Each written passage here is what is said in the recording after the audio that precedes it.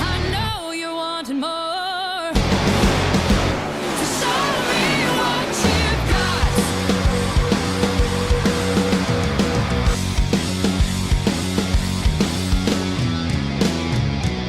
You're standing here wondering if the feeling is right. You got to know you're running out of time. I'm giving you the chance to take me for a ride. So don't make me wait another night. Say it once, you better say it twice. Get it up before it eats you up inside. You won't know if you don't even try. What are you waiting for? Go ahead and take your shots. I know you wanted more. So show me what you've got.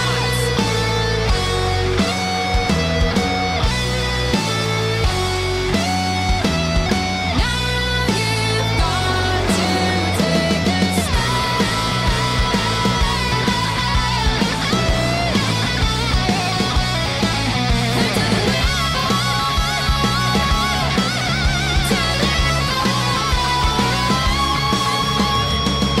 Say it once, you better say it twice. The night won't start until you turn on the lights. You say we'll have the night of our lives. What are you waiting for? Go ahead and take a shot. I know you wanted more. Show me.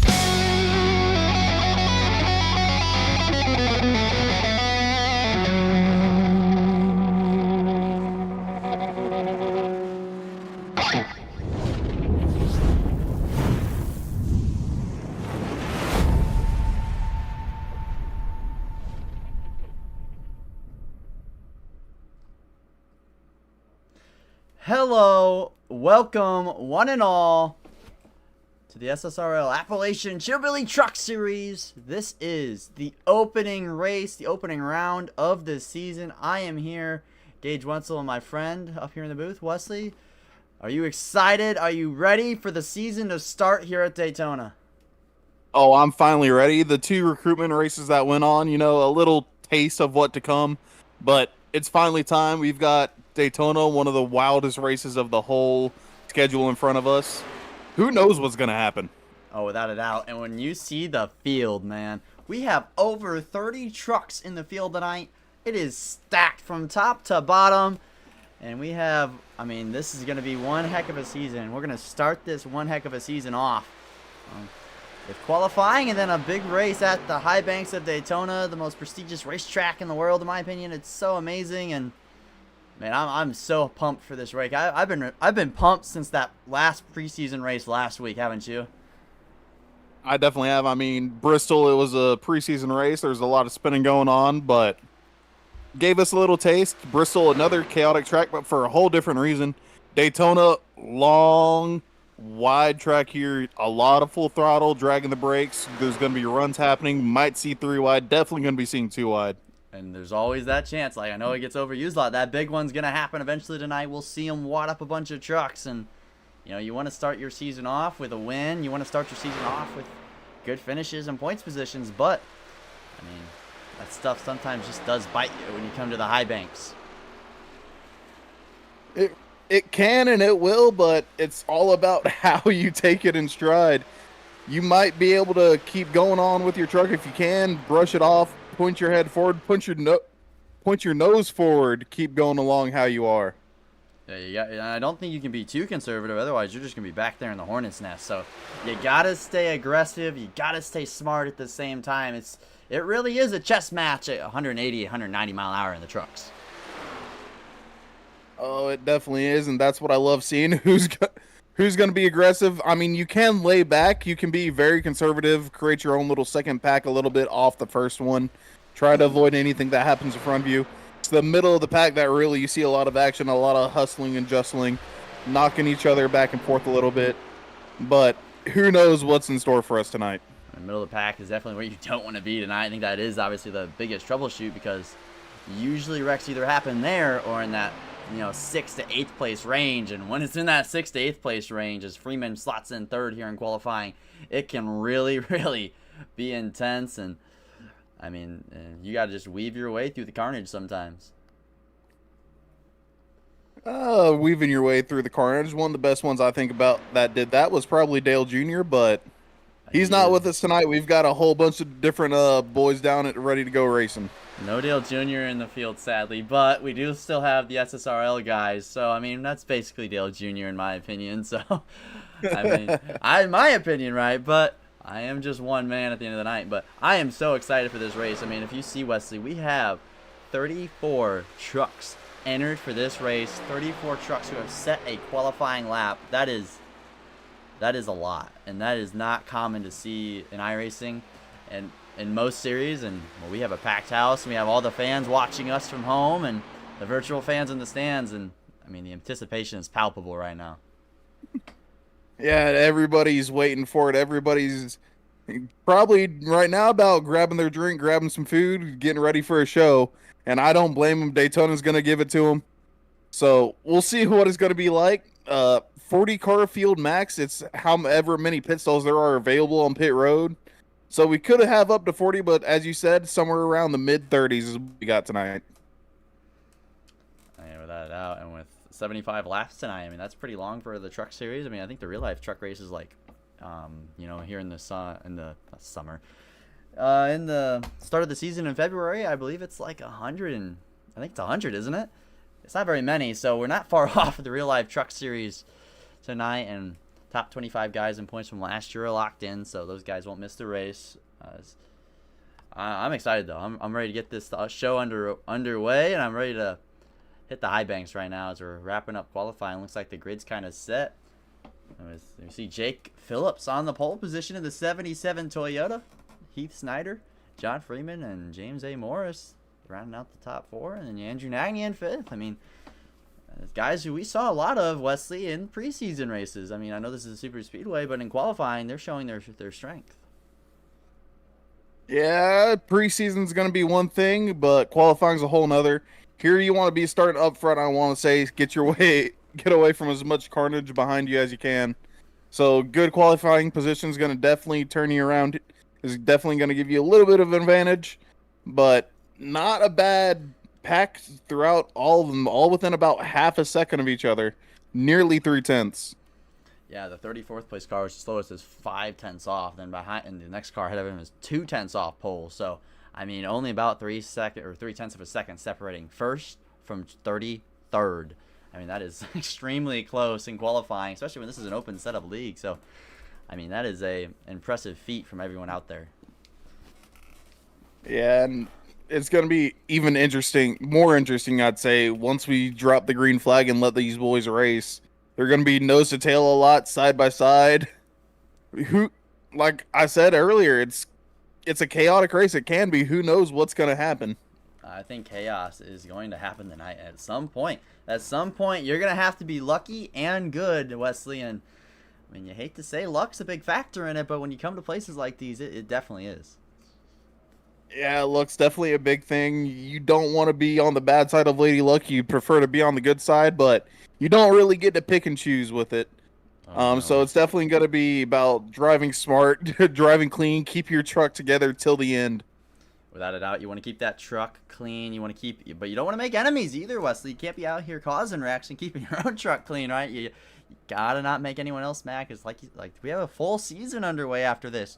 You can't make people really mad, right? In the first race, causing a big old wreck, right? Nah, definitely don't do it within the first race. That's where all the problem is will come out to be. So, And I think iRacing has just said no to us yet again. Very frustrating. See if we can get back in here really quickly.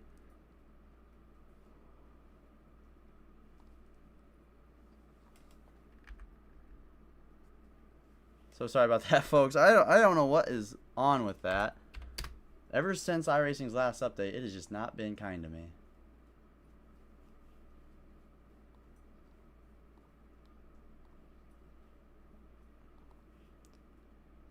We'll put the intro on real quick for everyone while we get this all fixed up here. We're still in warm-up. What are you waiting for? Very frustrating. Go ahead and iRacing does take your not like us. shots.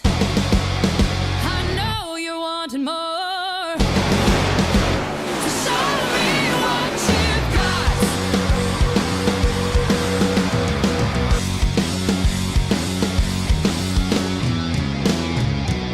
You're standing here wondering if the feeling is right. You got to know you're running out of time. I'm giving you the chance to take me for a ride. So don't a little frustrating, but I mean, there's just some connectivity issues every now and then. I can't do much about it. I actually upgraded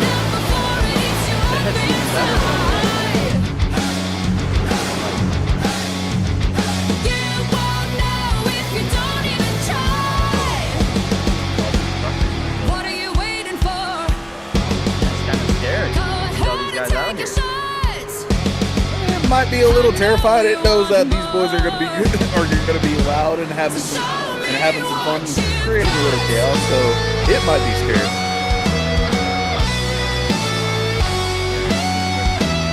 Not a great impression.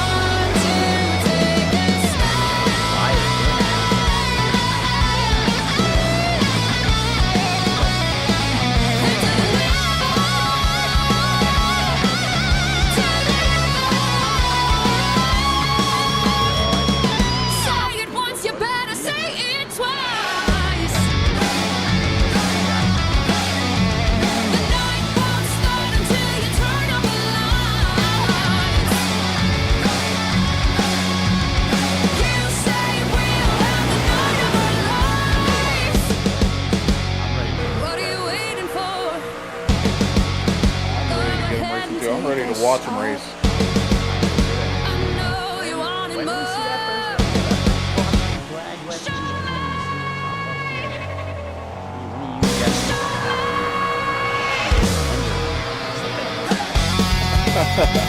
I want to say it's going to fall within the first 10 laps. Some people might be aggressive to get to the front as soon as possible.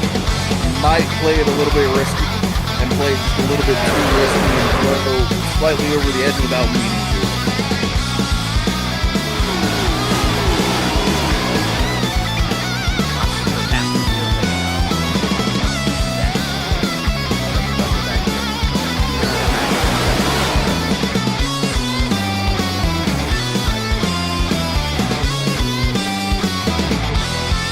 call Iris for something?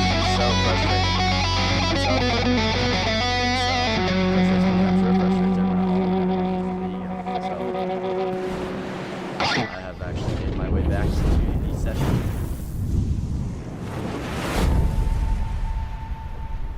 Which is good to hear. Everything good on your end, Wesley? The stream had stopped.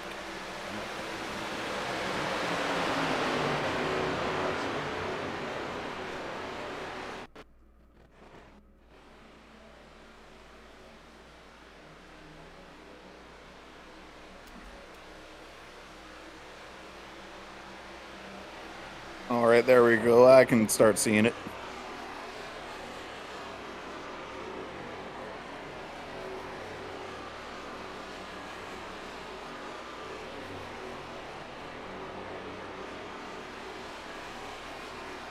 still bugging out a lot.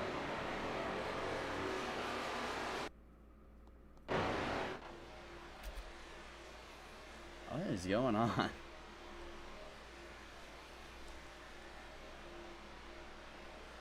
What is happening?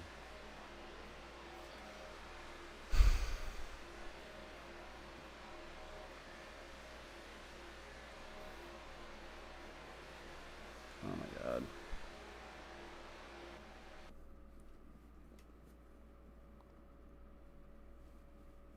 I failed the session again.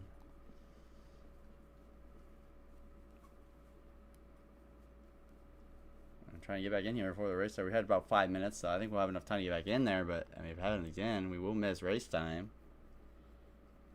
This is very frustrating. I just don't know what our issue is, you know. That's what's so frustrating about the whole ordeal. If it was something I could fix, I would fix it. What are you waiting for? Go ahead and take your shots. I know you So I want just haven't more. had any issues. So show me what you got.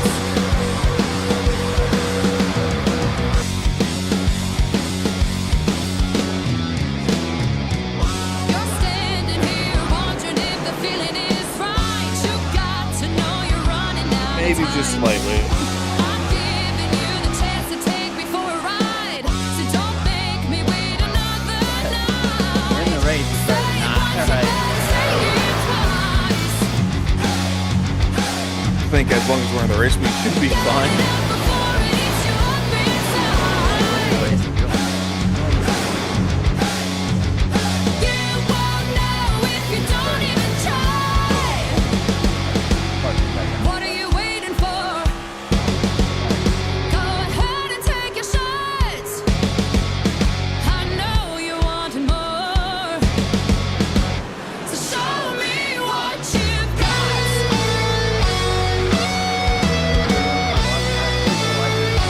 Now you've got to take a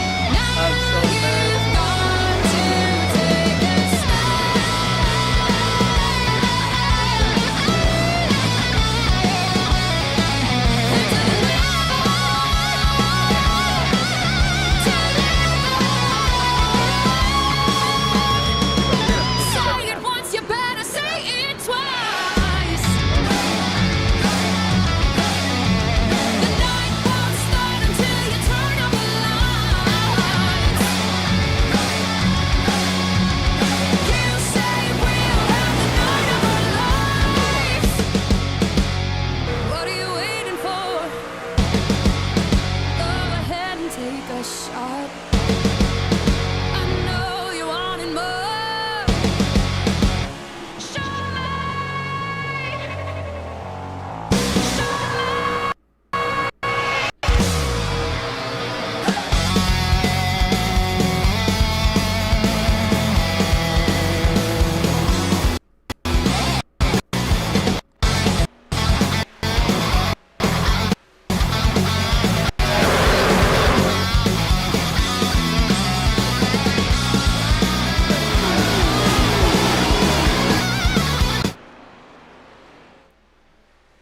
Looks like everything has started to actually work here.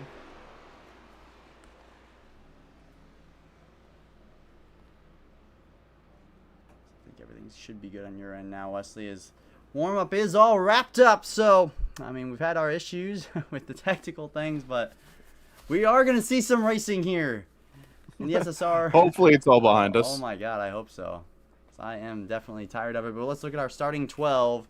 And the guys that we're going to have to see lead this field to green. Jake Phillips will start on pole. He started his outside. And Wesley, if you want to take us away to the next few guys in that running order.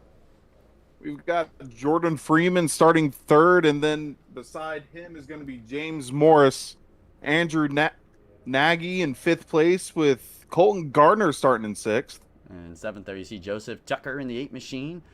Chad Gunzixman in the 8th position. Gittingsman? Okay, I'm glad you know how to pronounce that, because there's no way I would have guessed Gittingsman. And Connor Fuge slots in a 9th. Dave Fuge Jr.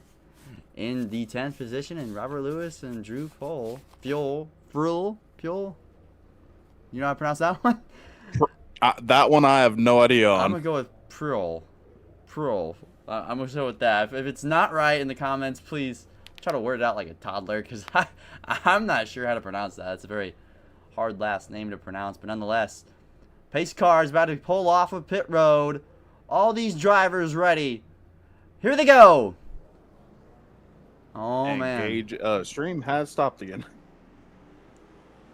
Oh, for you? Yeah.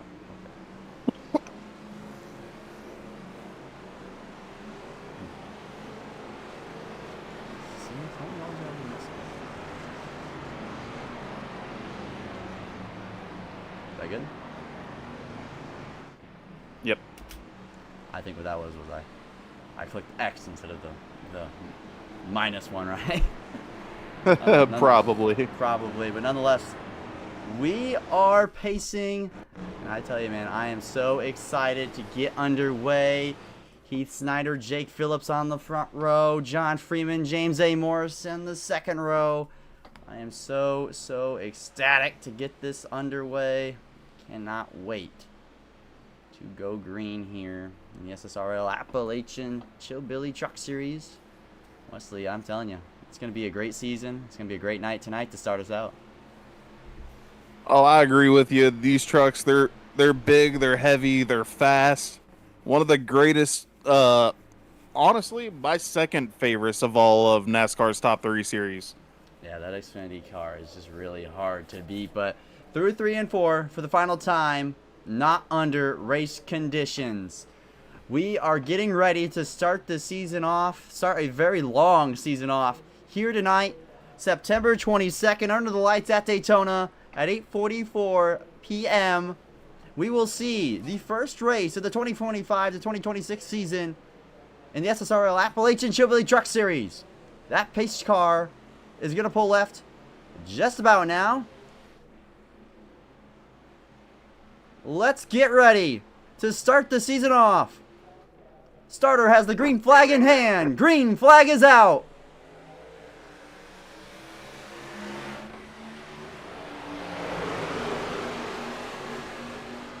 Jake Phillips with a good watch so far in the inside lane. Hey, this is showing me a black screen again. I hate to tell you. I just have to keep this going on my screen somewhere. I guess so.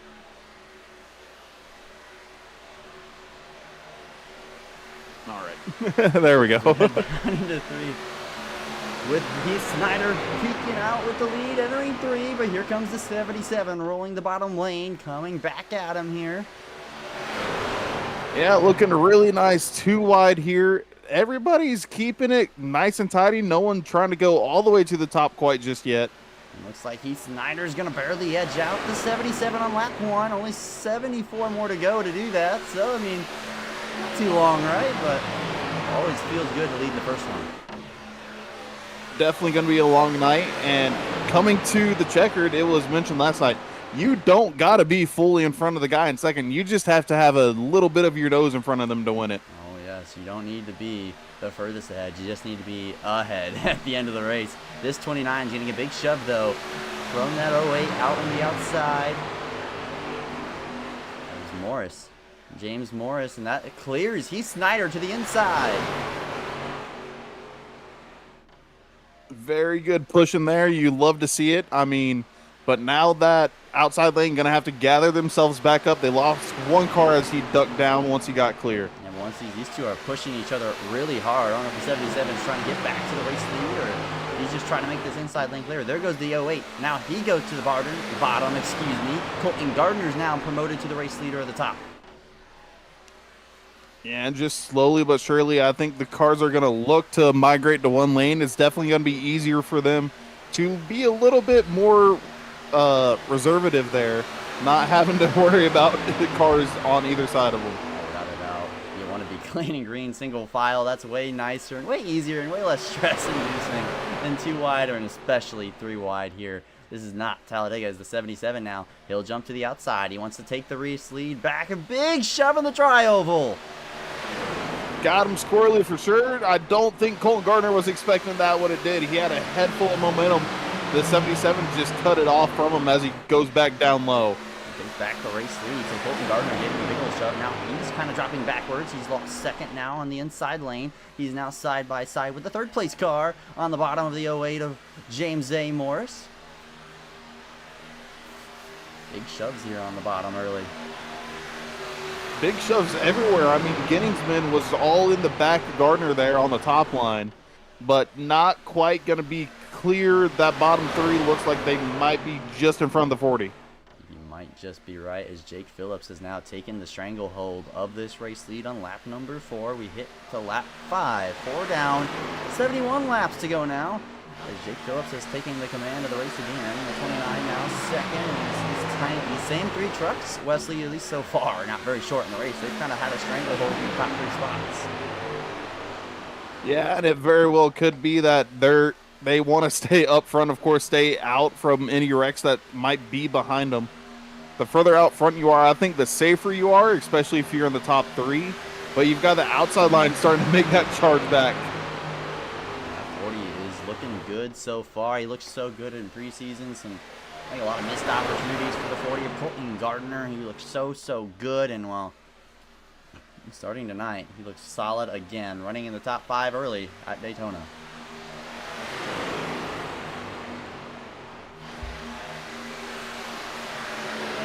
Outside there, you've got Ginningsman right nose to bumper on the 40. He's now even with the leader of Phillips almost. Drops back, but those top 3 cars on the bottom line, keeping it really tight with each other, not letting the outside get too much momentum on them before they push back. Well, this 40 car, he's got momentum. He's gotten to the outside of the 29. And I think he'll get to the outside of the 77 here before too long. Colton Gardner coming to the front. Falling back a little bit through 3 and 4, but they get amazing runs off the exit of corners, especially off of 2. And that's where a lot of the time really seems to be gained for them. The line, 77 again, but here's the 40. He's inching closer and closer. The 97 Reaper machine right behind him. Both lanes, only 2 lanes. You don't really see 3 wide anywhere here in the top 20 or so cars. We're seeing really rather calm and reserved start to this race, as one would expect. You would expect it. You would hope for it. Mainly not having to really push. You don't want to push until probably about the final 15 laps. That's when you're going to see a lot of bold moves, possibly 3 wide. But a nice orderly start it is. Green flag so far the whole way. 7 laps in now as we click off this one. We've hit lap 8 after this. It's been solid. Been some good aggressive racing. I mean, this 29.77 and all these guys up front have been shoving. It looks like they've got their trucks under control and underneath them so far. Yeah, not a whole lot of room you can fit between the nose and the bumper. They want to make sure they've got everything they can to stay out front or even get up to the front. Ginningsman really likes pushing that 40 truck. He seems really comfortable with where he's at. He really does. As Colton Gardner is again trying to make a bid to the race lead. He just can't quite get there. Really trying to get kind of, side by side with the 77 for too long. You just can't seem to stay there. I don't know if the 29 is just that good of a pusher or the 77 is just that good of a leader on the lane. Seems like 1 and 2 is the outside's weakness right now early in this race. Seems like they just can't carry the speed. They can't quite carry the speed through the corners, but once they get off it, they get a good run. And the run's even better out of 4, I would want to say, because they're falling back right now. They're about beside Morris. Going into 3, they're going to get just beside Snyder, and then Alpha 4 into 1 is where you see him almost dead even with Phillips. I feel like if they could just stay a little closer on the backstretch and entering 3, I could see the 40 of Colton Gardner making a bid for the race lead, but how far back he is, it's just kind of difficult to get that all done in 1 corner set and 1 straightaway. Look again, same story, same song and dance. Gets kind of there, just can't seem to get there in the backstretch in 1 and 2. For whatever reason, Yeah, they just stall out a little bit. They just stall out a little bit. But, I mean, looking here through 1 and 2, it definitely seems a lot better. They're staying beside Snyder there. Definitely going to have a better run at Phillips this time around. A little bit of someone was glitching a little bit there.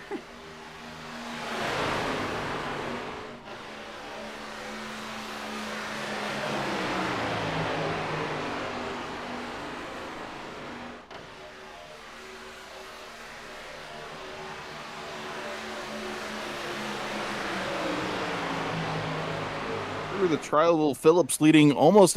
Is it every lap or is it almost? I think there might have been a leader for a little bit beforehand.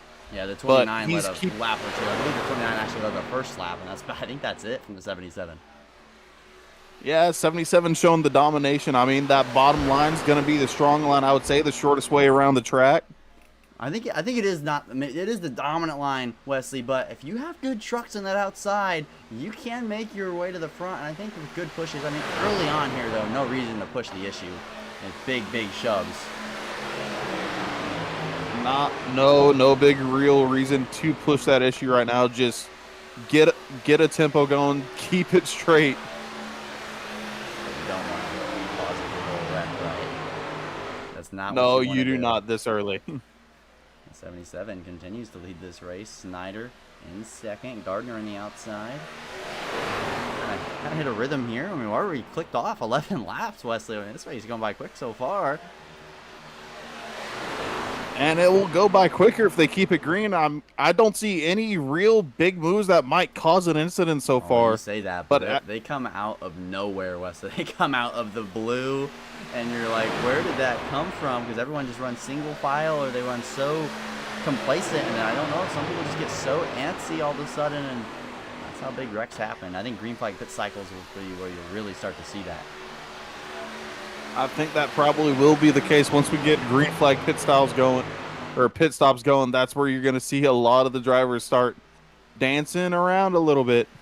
I mean, yeah, you have to wonder, like, you can't pit from the outside lane, right? So everyone's pushing, trying to get further ahead, but also get to the bottom, muscle their way past some cars. Don't want to lose all your track position. So it's a really fine game of chess, and well, here we go. 3 wide action. The 22 splits the middle. The 40 of Colton Gardner has a choice to make. Will he leave the 97 out to dry? Yes, he will. And a really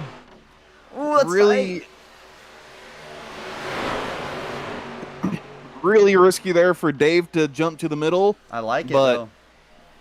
It was a good move. I won't deny it, but a little risky, but they've made it pay off. Trucks are starting to dance a little bit more as well. That middle lane truck at the 82 about hit the 42 of Freeman, and I thought it was about to be a big ol' wreck. The 97 into the fence of the Jacqueline Reaper machine.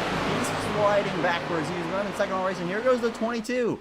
Progressive moves, gets him to third in line at the bottom of the racetrack. The outside lane, though, is in dismay. It is. I mean, just before that happened, you saw Colton Gardner. He had dropped back to running side by side with the 4th, 5th car in line there for the inside. And now everybody seems to be starting to migrate slowly towards the bottom. 97 looks like he'll finally get in line 2x2 again. So, I mean, but that is a lot of track position loss. If you are the man in the 97 Reaper machine, definitely don't want to see that. If you're Goonsman, right? Goonsman? Ginningsman, I'm sorry. Ginningsman, I need to get used to that. That's an easy name to say, but the name just looks scary, right? But, I mean, I'm sure the rest of the drivers are scared of him tonight. He looked really good and sporty up there, pushing the 40 car early. Yeah, last night for the Master Series, he was really good. He had a really fast car, and he was really good with pushing people in front of him. So I expect the same tonight. Yeah, I mean, look at it now. The 82 can't seem to push him like the 97 does. I mean, he's kind of just stalled here in the 4th spot. I know maybe that's just the quality of the trucks on the top. They have lost the 22 as well. But, yeah, Dorito Warrior in the comments says, Swan breaking his way into the top 10.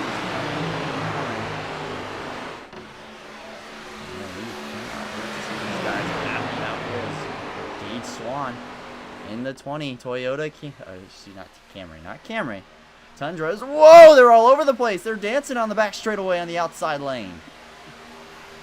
Dancing around maybe, but look at them right now. They've got a whole lot of speed coming. They were all over each other. All three of those trucks were dancing, and I thought we were about to see our first big wreck of the night right there. Colton Gardner, though, it's not worked out great through the corner and entering the corner. He's lost ground on the front 2-3 leaders. Side by side with Dave there in the 22 on the inside. Slowly going to eke his way up. Now side by side with Snyder in second nearly. Talking about Gage Swan in the 20. He's up 17 spots, and same with Nick Jasbowski. He's up 14. Those two are the hard chargers so far in the 20 and the 82, both Toyota Tundras. They're both on the outside lane, pushing each other and pushing that 40 of Colton Gardner. That's two people I honestly wouldn't mind seeing behind you, two teammates that are willing to push and help out. The only problem is they're not Colton's teammates. Yeah, that's the problem, right? If you're Colton Gardner, I mean, you saw the 22 do it, and he had no help, right? So these guys have help. They'll most likely definitely bail on you if they feel like they should, and if the lane's not moving, eventually they'll feel like they should. As we hit lap 17 laps clean and green, no incidents. Slotting in on lap 18 here, so already almost a third of the way done. Third of the way, nice clean racing, respectful racing for everybody so far. You love to see it for the opener of the season. Oh yeah, and especially with a track like this and with a field like this, a packed field, over 30 cars qualifying here tonight. I mean, an insane stat there in terms of qualifying and how many trucks we had in here. But right now, it is all Jake Phillips. That 77 car, if it stays in the race lead, especially with the 29 behind him, that's Chevy Silverado, the only Silverado I might add, in the top 7. You have to go back to Brian Alphen in 83 to go back to another Silverado. Top 10 is just littered with Toyotas in the first half of the top 10. Yeah, and I mean, you want to talk about maintaining the lead. It's Phillips up front. He's kept it on the bottom. He's kept it relatively tight to it as well, showing that his car likes to pull a lane and it can keep control of it while doing it. Here comes Colton Gardner, though. The 82 is giving him a big old shove off into the corner. And the 77 and the 29 is a little disconnected from the bottom lane. If they can get a big run off on the corner exit, we could see the first lead change since like lap 1 of the race. And I think he's got it. He's not going to clear down low. Ooh, that was close. I think the 77 might have just had it. I'm not sure who led at the line there, but man, I thought the 40 was about to get shuffled out with the teammates like we were just talking about a little earlier. He went a little too high, and the 82 cut him a bit of a break.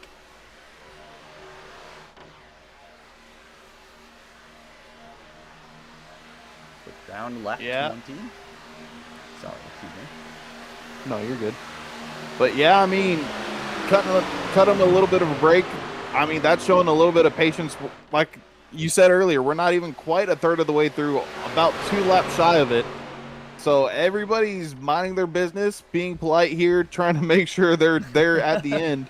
But I think that might start to change soon. Oh, we see some squirreliness in the kind of middle of the pack back there. Oh, I'm not sure who it was. I saw some truck sideways.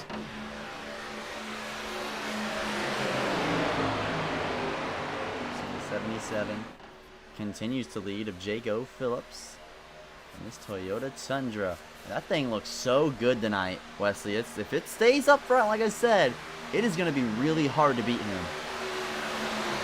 I think it will be, especially with those 3 cars lined up directly behind him. That's all Elliott Sadler Esports. That's all teammates sitting there on the inside. All true, all true. You have teammates sitting there on the inside with you. If you work together and control this race, just like the 82 and 20 want to do, you know, Gage Swan and Nick Jasbowski. A great name for Gage. I relate to that name. That's a great name. That's a great name. But I mean, Gage and the 82, I mean, those two have driven to the front. They want to be up front, and they want to show, I think also, when you want to drive through the field early and be up front the rest of the race, as we start to see guys getting impatient back here. Brian Alphen, he's starting to get impatient. Try to look to the inside, 3 wide of the 20 of Gage Swan. Maybe not quite the time to pull it off. He might have people looking to go with him, but right now, sit in line. The 40 is about even with the 77 again. Not quite actually even with the 28. Yeah, but the 83 doesn't care about the 40. He's actually looking here. Colton Gardner leading into the turn 1. He had the edge. The 77 starting to come back, but I think a big run off of corner number 2 right here. That 82 can lock it onto the rear of that 40 car without spinning him. I think we might just see him take it into turn 3 and be able to clear himself low. He's so close to clearing him. Just a few feet more and he has it. Colton Gardner's been wanting to try to do that for 23 laps and he just cannot do it there. But once again, through the tribal, he always has the speed on the straights. I mean, it's going into the corners. He's got probably the best chance.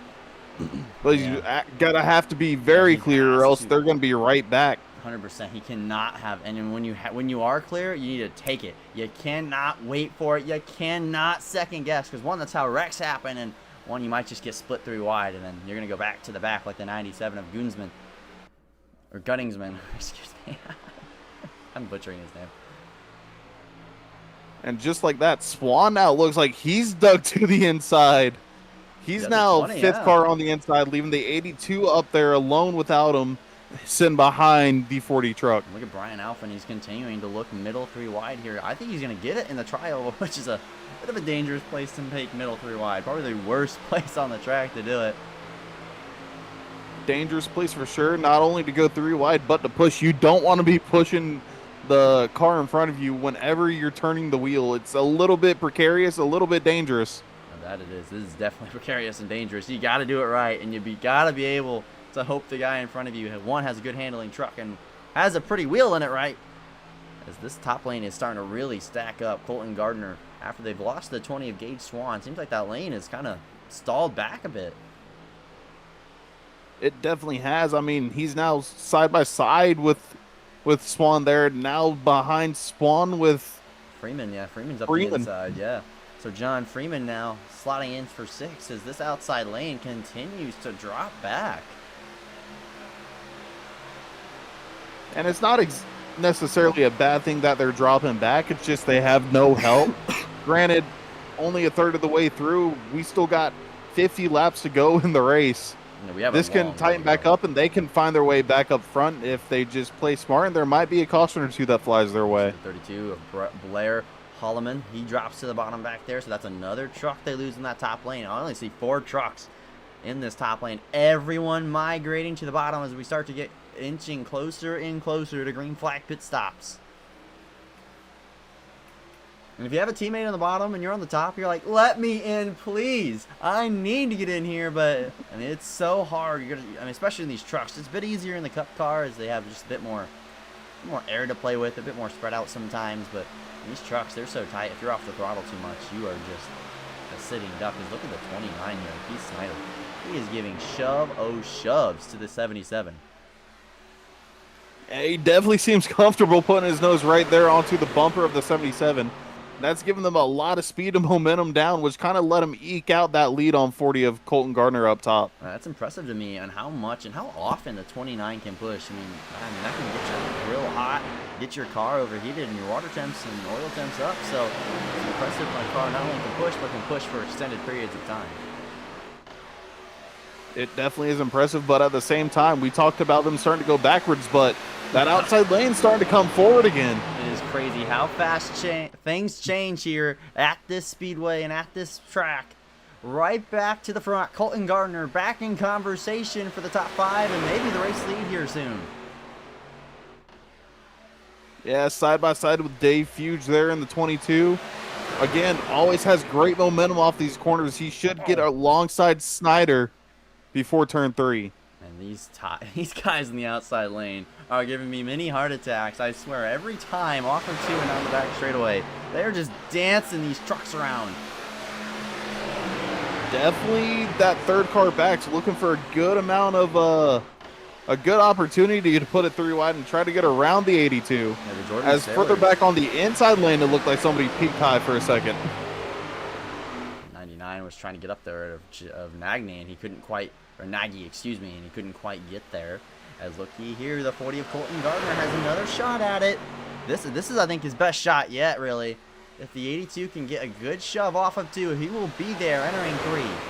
Oh, his Sailors, I thought, was going to take it 3 wide down the back straightaway. Sailors definitely looked like he wanted to take it, but might have thought smarter. Gardner not quite side by side with the 77 into 3. Better heads prevail down the back stretch, and now will better heads prevail. Entering the trioval and entering 1. Off of 4 comes Gardner. Momentum on the top, but the 29 giving a big shove to the 77. At 29, it's so smooth, so controllable. He's pushing every single moment he's got. And honestly, might be one of the cars you want behind you at the end of the race. The 40 of Colton Gardner about got spun there. That's the first big moment we've seen from him in terms of almost wrecking. But man, he was so sideways. We see 3 wide further back. Yeah, and it seems like trucks are starting to defer from what used to be the outside lane. Saw 3 wide, some move from the high to the low side. Whoa, that's tight. The 24 of James Staples almost making contact. Well, that top lane is very much not in a good place when they're 3 wide like this. And look at the 24, all by his lonesome. Through the middle, now he has help. He put his truck there. He knew it was going to be a little bit dangerous, but he made it prevail. Now he's going to be leading the outside lane. Colton Gardner. Everyone was fed up on the top. They said, we need someone else. We need new blood. And looky here, James Staple is coming to the front. That thing's a rocket ship all of a sudden. Up 24 spots from where he started this race. 30th. Definitely on a move, using a lot of side draft there to pull himself up forward, slowing the inside line down a little bit. I mean, Prohl's right there behind him as well, I'd say. Give him a good bit of help with Tucker behind him. I think he's trying to get track position here before we hit the green flag cycles. We're on lap 31 complete here. We're about to be on 32 as we are now. It is close to the row. We see green flag pit cycle actually starting further up ahead. You're going to see on the bottom here, we go by the apron. Cars are going to be coming off pit road. Yep, there you go. To the 49, a few others. So the cycle has started, and the 24 and the, I believe the, what other cars? I think that's the 80 of Drew on the outside with him. I think they're just trying to get a head start on some track position before we make our way down pit road. Very well could be. I mean, you saw green flag cycle has started, so get up front as quick as you can. If you're not going to pit early, if you are going to be thinking about pit and start finding your way to the bottom. A lot of trucks, the 29, the 77, the 22, the 20. Oh, and the 77's a little wide. I don't think that's a penalty if you go into the grass, but man, either way, he does lose out on what is the race lead right now. As James Staples now has taken control in the 24. And these guys went from, I mean, really deep in the field at the back half of the top 20 to now leading this race, and they can set the pace, single file, just push as those guys are down pit road. And I mean, they were almost wrecking coming to pit road if you're a 77. And nearly where I think he got in there just a little bit too hot, carried too much speed than he thought he had, but able to control it, get onto pit road, hopefully not have a penalty for it and be grouped up with the rest of his teammates when they come to exit. More drivers down pit road. James Staples leads them. Oh, and they are locking them up. Excuse me, oh my. The excitement of coming on green flag pit stop. They were all locking them up there as Drew Prohl has now taken the race lead in the 80 Ford F-150. Joseph Tucker behind him.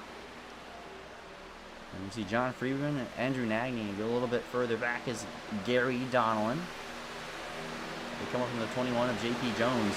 That will put JP Jones a lap down. Colton Gardner now a lap down. If the caution comes out, I mean, they're not going to cycle up back to the front. They're not going to cycle up to the front, but guess what? They've got probably some of the best seats right now, I would say.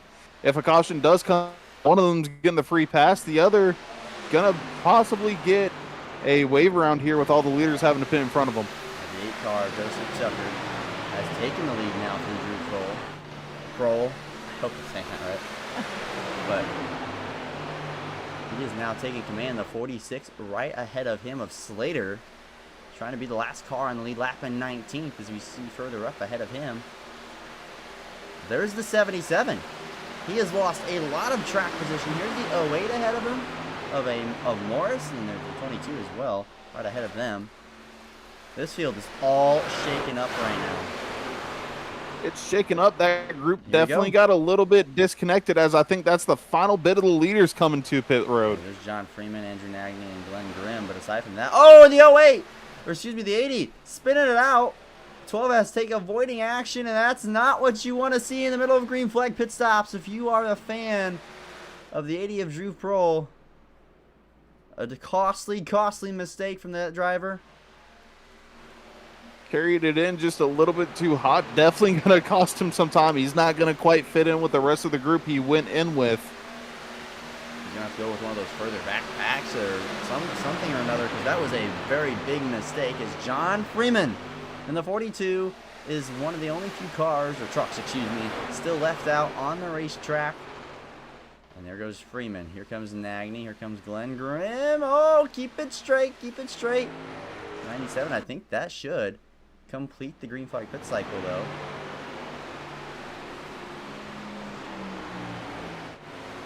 I think these trucks right here, I think, are going to be your leaders. They go by Gary Donlin. They go by the 23. I think the 97 actually has had a really good job on and off pit road. I think Jordan Sailors, though, is the de facto race leader aside from the 97, where they're going to run him down very quickly. Unfortunately, he's just kind of strung out up there alone as Ginningsman. But everybody else in a little bit of a pack going to have a lot more speed, and he's going to be swallowed alive. Yeah, but either way, I mean, right, he was at the back of the pack when the cycle started, more or less, after getting shuffled out a little earlier. So, I mean, good job. On and off pit road, very well executed, and at the later end of pit road, they're going to sell 3 wide. That's tight, entering the corner. The 08 did not want to give them room. No, he did not, and you got 3 wide. Pack kind of splits just a little bit as they're going to be coming up on even slower traffic ahead of them. And some of these guys are lappers. The 8 and the 42, though, they are race leaders. These guys have cycled up front. Joseph Tucker to the outside of Freeman. Big block on Jordan Sailors. This could get messy. Sailors to the bottom, the 8 to the top now. Close the door a little bit on him. The 8 car did not want to let him go roaring by. He just kind of breaks it up a little bit, makes him slow it down. Now he's going to still be up there in the main pack battling for the lead. And Jordan Sailors now the race leader as he's cycled up front. Who you don't see, the 29. He is nowhere inside the top 20. That was really unfortunate. The 29 was probably one of the best pushers we had seen so far for tonight. So is there going to be somebody that can take his place, or is all these guys going to be having to say, hey, I need you to get up here, quick, get up here, get into my bumper and push me? In this top pack you're seeing here, there's 13 trucks, the last of which being J.P. Jones in the back. We see a little two-truck backpack here, Glenn Grimm, and the 80 truck, who's actually a lap down. So that is really costly for him. Here's the 82. About to go a lap down of Jabrowski. And that was a man who was running inside the top 5 with his 20 Big Swan just a moment ago. Yeah, and I mean, right now we've got about a 12-car pack here. Maybe just a little bit more, maybe 13, 14. So this is the main pack. There are probably a couple smaller ones a little bit spread out of the track. Pit cycle's not quite favoring everybody. Oh, without a doubt. And 77 is trying to get back. Oh, that was tight. That was a big run the 10 of Cody Hemingway had on the 8 of Joseph Tucker. I mean, Hemingway had to check up big time entering the corner. Yeah, he did. And Tucker seems like he wants to be driving aggressive right now, take anything he can, not wait patiently. I think he just wants to be out front and leading. Nagy goes to the top of the racetrack, gets out of the way.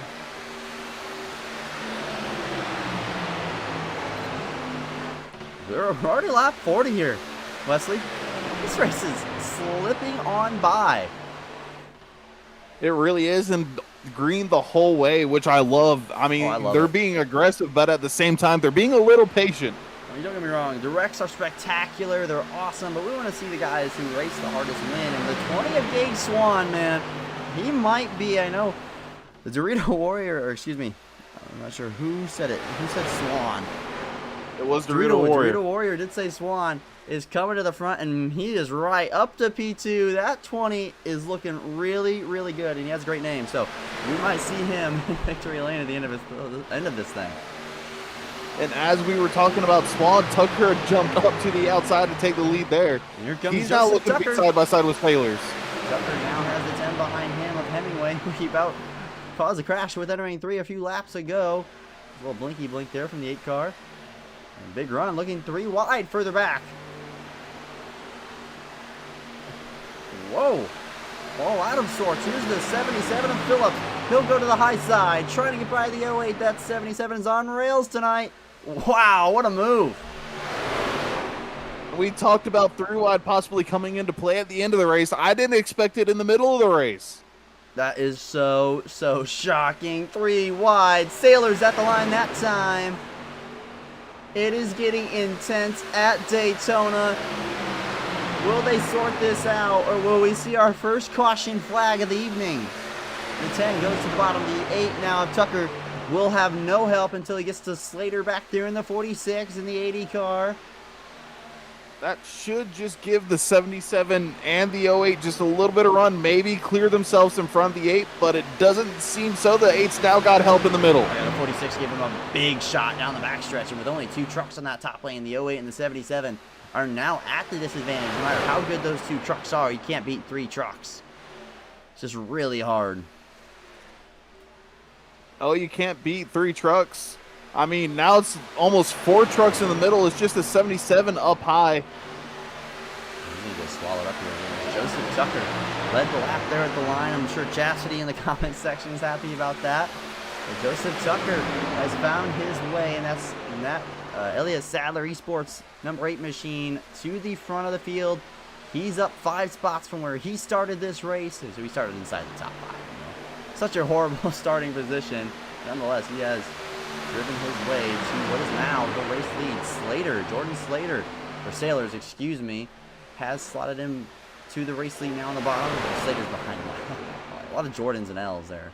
SLs. A little confusing.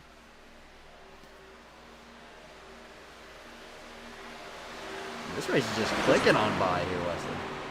It's clicking on by. We've had action. We've had a little bit of drama as they're looking to go past the 54 of Cheney, now going a lap down to be the first car a lap down. Hoping to cycle into this pack, though. Don't want to lose the pack. I think he'll do just fine. Looking to hold it just fine as long as he can snap onto that tail end right there. And then beyond that, there's only 2 more cars left to lap until it's the end of this long line. Nico Terra, Art Nico Terra, and then James Staples. Remember Staples, he was the man who led these guys to the front of the field, but I think with the 80 car having his issues, he just didn't have help to get up to speed, and it's hurt him. Whoa, is Tucker to the middle to the bottom. Wow, I thought that was a big wreck happening. Wow. Wesley, that was out of nowhere. You want to talk about seeing a shot and taking it? I mean, he saw the opportunity to get in front of that low line. Leave a line that has a lot more cars, a lot more possibility for a run to go on. But still 2 cars in the middle and then 2 cars up high, staying it right beside him. 3 by 3. Entering turn 3. Now out of 4.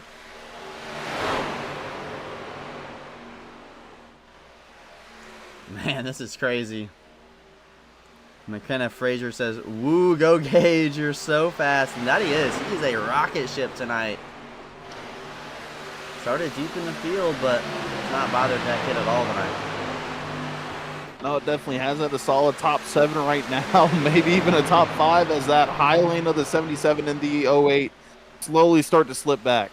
It's so, odd to me. I know they're racing for position, but it's not a while to go. Green flag pit side, go in the lead back. Why risk it, right? You don't want to have a caution. right? Because caution brings the entire field back into this race. I know a lot of our lap down, but that brings the entire field back into this race, Wesley. Yeah, I wouldn't want to see a caution right now. If I'm up in this top group, I want it to go green till the end, have that another green flag cycle come around, possibly even make this field even smaller to where you feel a lot more comfortable saying, hey, I got a good chance of winning this. Got it out. Joseph Tucker is taking the reins on this one.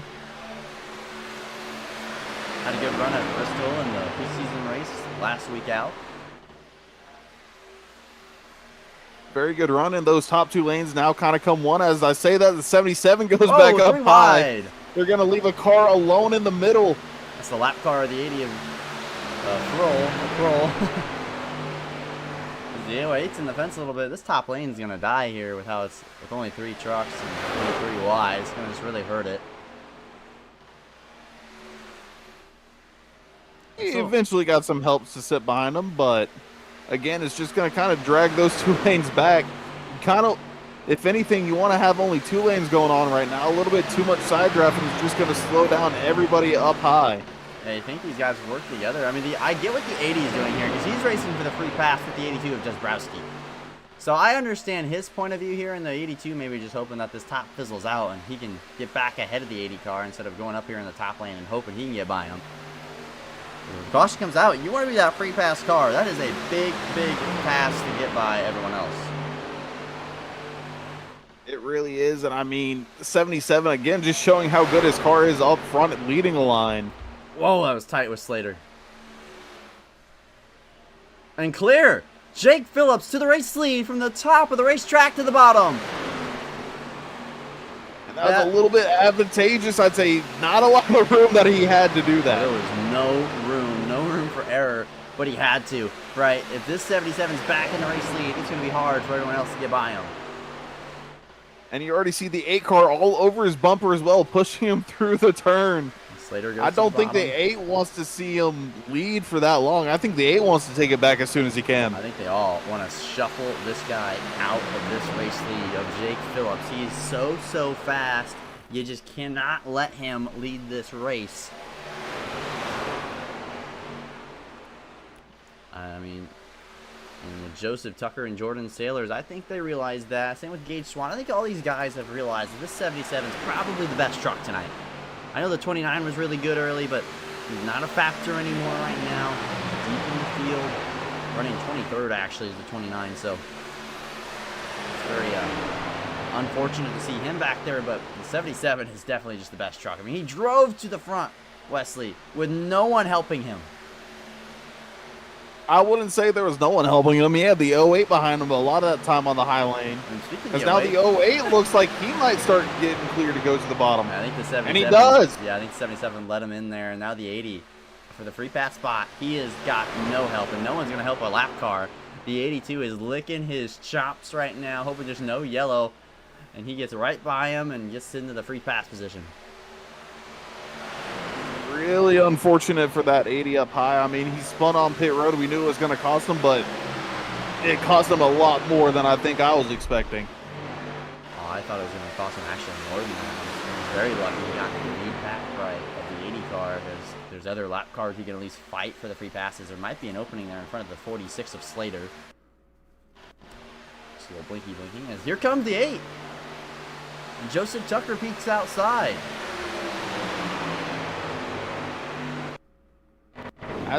As we were talking about how unlucky the 80 was, he wasn't losing that much ground, so I think the 8 saw that and was like, you know what? It's a fast car. I'm going to take my chances with them. The 80 is definitely fast, and that thing is fast as Tucker led it. I think led the lap there. We're at 24 laps to go, Wesley. It is crunch time. It is crunch time, and I think you see that Swan now move to the high side behind the 8 and the 80. I don't think these guys can make it to the end on fuel, so I think they will have to make one more green flag pit stop before this is all said and done. I believe so. And at that point, it's when do you come? When you come, and who are your friends? As the 8 of Tucker clear to the lead, the 20 of Swan all by his lonesome. Here's the 10, the 82, the other lap car. They're jumping to the top. They need to get up here. And I think We saw this last time before the pit cycle started. People started getting really antsy. I think we're about to see it again.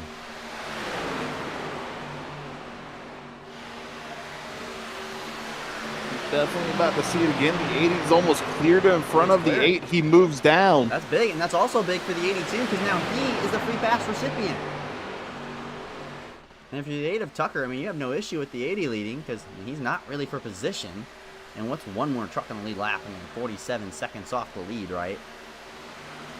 Yeah, but then you look up high, and now the 20's got some help behind him. Some guys coming up behind. Yeah, Gay Swan, man, that Mac Tools Toyota Tundra is sneaky great tonight, and he might just have a bid at a race win if it's all said and done. But don't look now. I think we've seen our players. I think we know our players. I think it's that 20, that 77, the 08, and that the 20. The 8 of Tucker. The 8 of Tucker. Yeah, I got a little confused myself. The 77 goes up the track to side draft mid-corner. I mean, a little bit risky. It's not going to hurt much. You just want to make sure you side draft him, but don't get into him. You have to get into him. One, you got a guy mad at you, and you might wreck yourself. And the 10 actually lets the 20 in. See Mac Tool cars working together. The 82 Everybody's single file now, so might be trying to get to the low line to make sure they're good to go onto the pits when they can. Here's another pack here on the racetrack. Secondary pack on the track here. One of those guys in the 20s and the 22. There's a 17th spot on back, and you're seeing some big names back here. Dave Jr., Snyder. Really big names back in the secondary pack here, Wesley. Yeah, don't know what exactly caused that to cycle out for them, but as long as they can keep a group, if the group up top, that main pack starts fighting, they might be able to slowly gain time, but not exactly sure how much it will be done. There's the main pack. They are catching them. Actually, these guys are not. Those guys were not down a lap, so a lot of those cars would be going down a lap for the first time tonight. I think the scoreboard was a little bit wrong. Excuse me. When it was first showing, there was only like 18 cars in the lap. I think it was a bit more than that, but nonetheless, if they catch him, the leader's right here, and now he'll be at the back of a race pack. You see him up there, further ahead in the shot. You can just see the tail end of it. I think Tucker's all he's wanting to see right now. Just keep everybody behind him. Doesn't mind the 80 in front of him. It's just a lapped car.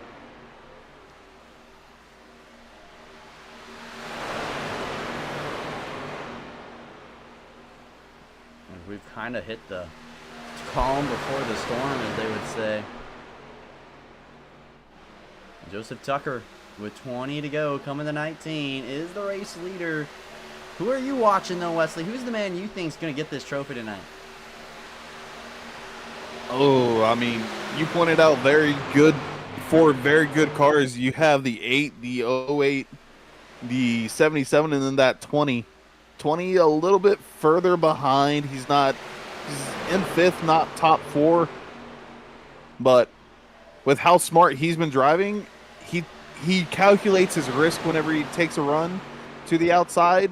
And I think if he times it just right, he might actually walk away with it. I want to say it's going to be the 20 that gets it done. You took my pick, man. You took my friend, my fellow Gage, but I'll take that pick, and I'm going to take this 77. This 77 is lights out.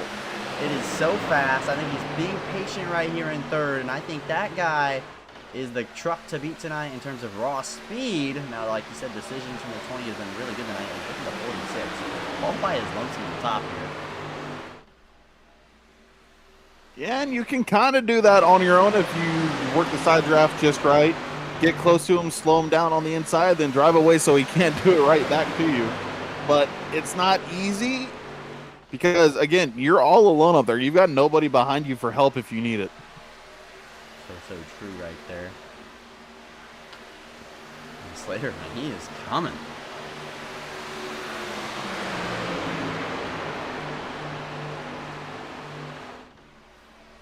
I'm just very shocked all by himself. I mean, he's side drafting. Yeah, but you think in the corners and everywhere, he'd be just losing and gushing time. Really not. It's very good to see, honestly. I mean, kind of shows what, if you're paying attention, you might be able to do this late into the race and make it your own fight Oh! if you're up alone. I think the contact was made there. The 77 didn't like getting tightly squeezed as much, and maybe he tried to show his displeasure or just some incidental contact. Either way, I think there was definitely contact.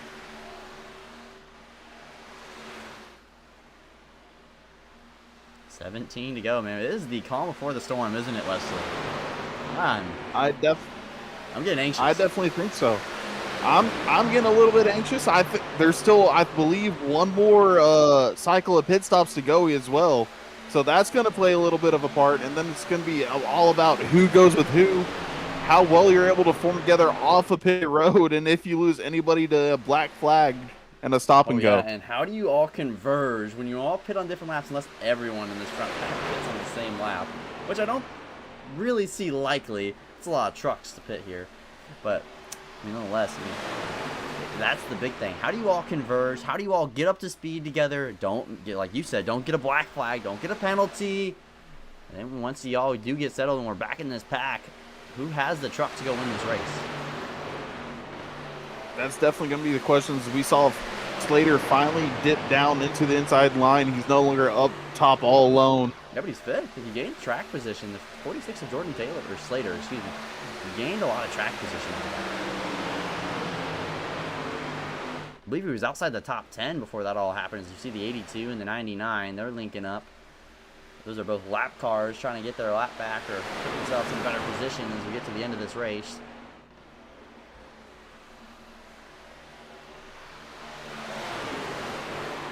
Whoa! A little bit below the yellow line there, you think?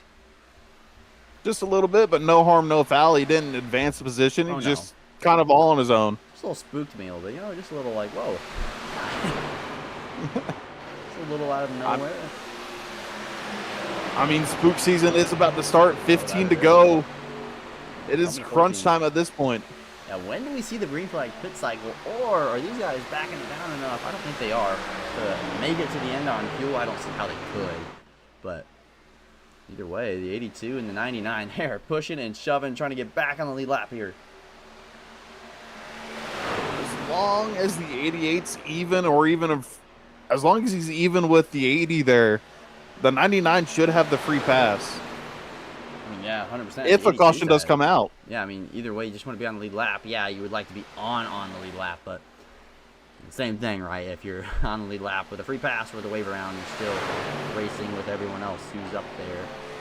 The 80's done a great job at managing himself on staying on the lead lap, even with spinning out on pit road, right? He did a good job not to panic, not lose more time. We've all, I think, been there, and if you're on the racetrack, you make a mistake, and it just piles into another and another, and then it really unravels. He didn't do that.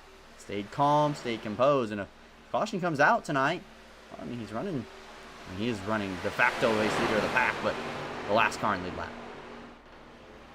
Yeah, and if the caution does come out, that's going to be a huge jump. He's going to gain.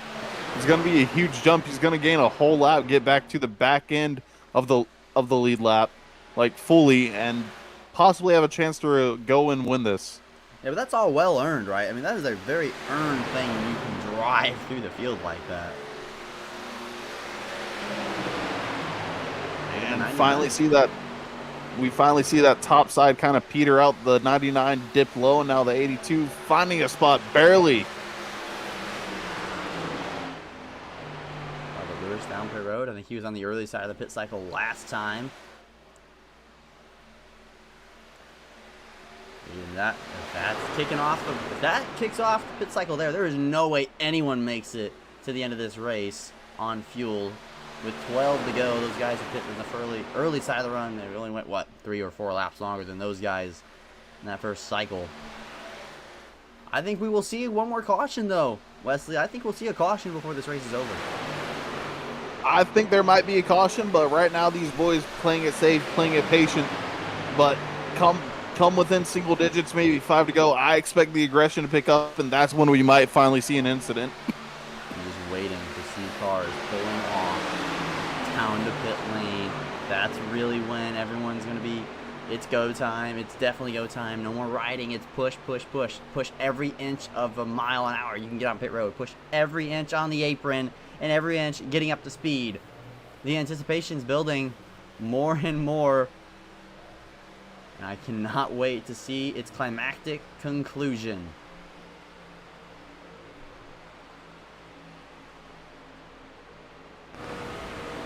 Looking in here in the in-car of Joseph Tucker. Has that Appalachian's Chillbilly TikTok bumper right ahead of him. It's a great look because he actually power packs it. Very big push and got just the 80 ahead of him, a little squirrely. And here we go, pit stops, and whoa, that's going to be quick, I think. I think that's speeding from the 08 of James A. Morris. I might be wrong, but that was really hot coming into the corner there. The pit cycle swung off. If it's not speeding, it's going to be very close. I mean, gains a good little bit of time if the other pack, or the other group rather, can't quite match it going on to pit road. And look at this, only 4 or 5 trucks in this main pack. They are all out of shape, excuse me. That's going to give the advantage big time to Jake Phillips. Slater has jumped ahead of him. Excuse me. Out of shape and not all put together. I mean, you're going to expect them probably this next lap. Don't want to lose too much time. Definitely if this group can get put together quick enough.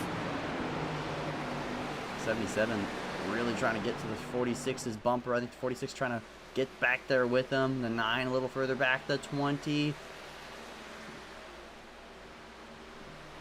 Colton Gardner, Glenn Grimm. Haven't talked a lot about Colton since that first green flag pit cycle. No, he was kind of falling back. Had a little bit of a quiet night. Isn't the worst thing, right? But cannot be expected. So I think those leaders are now down pit road. Jerry Donellan by these guys, and I think that's what will be the race lead unless the 12 car has not made a pit stop yet, but I don't think he has. Joseph Tucker coming off of pit road. This is the race leader on the racetrack. He's in the pack ahead of him that they were all catching. This is going to be chaos with the lap cars, lead lap cars. I don't know who we're going to cheer for the win. It's going to be a fun mix and match here.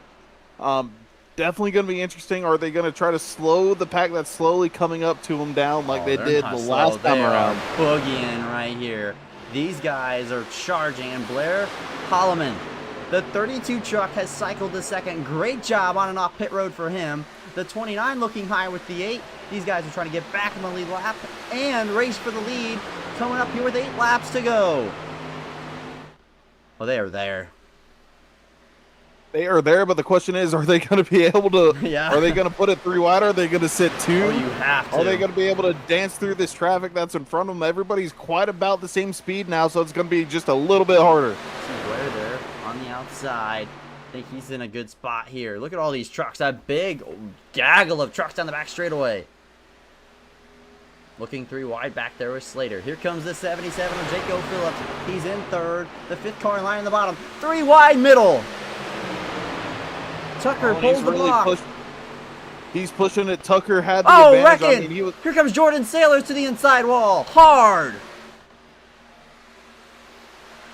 Fuse Jr., no caution. It's off the racetrack.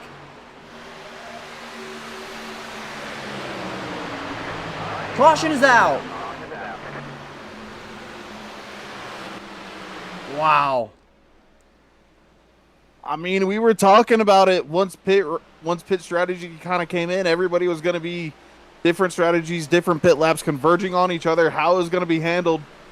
Saw that move by the 77 and then Tucker with the block. And then I think just a lot of people started checking up behind him and quite weren't knowing what was going to happen. Oh, 100%. That was just chaos there. Let's try and take a look back at it. There's a lot going on right there.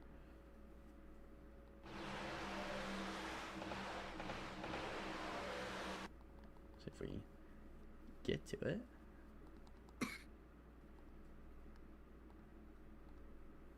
Here we go. So we're going to see what happens. I mean, here's the 88 on the bottom. And you remember, he had a big, big head of steam. Let's try to get a better view. Let's get the blimp view. Always the best view in the house. First caution of the night comes out, I mean, really, really late. It takes out a big player of Jordan Sailors. The 22, just, we'll see if he's an innocent bystander or not here.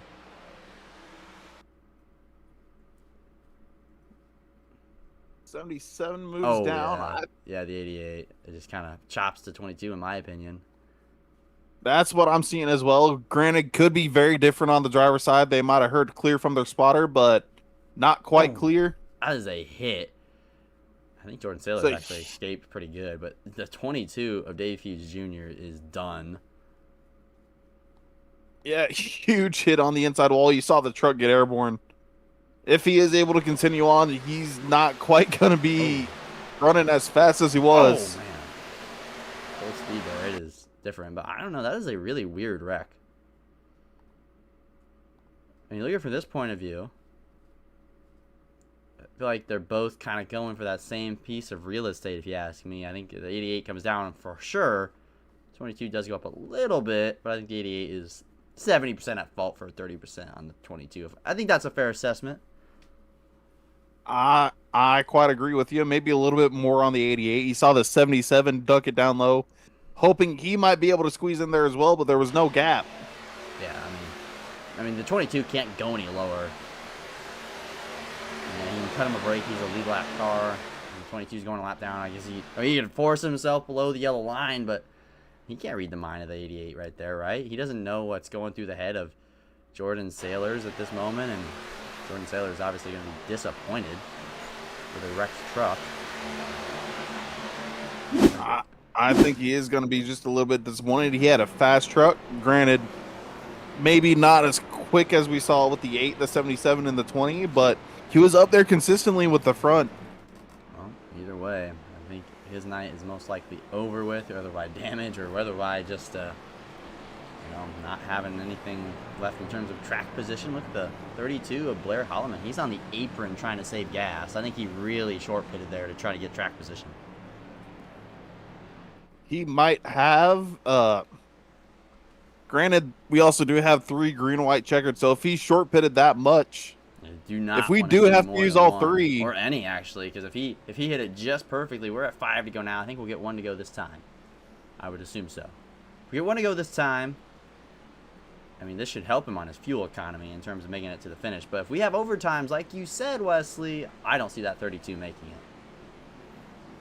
I can't quite tell you how much he's got in the tank, but if he hit it just even with the regular scheduling of laps, it'll cut it close if we go into an overtime or 2. It will, but I mean, if we go green to yellow immediately into turn 1, then that's a different story, right? Because then every caution lap's basically 3 green flag laps.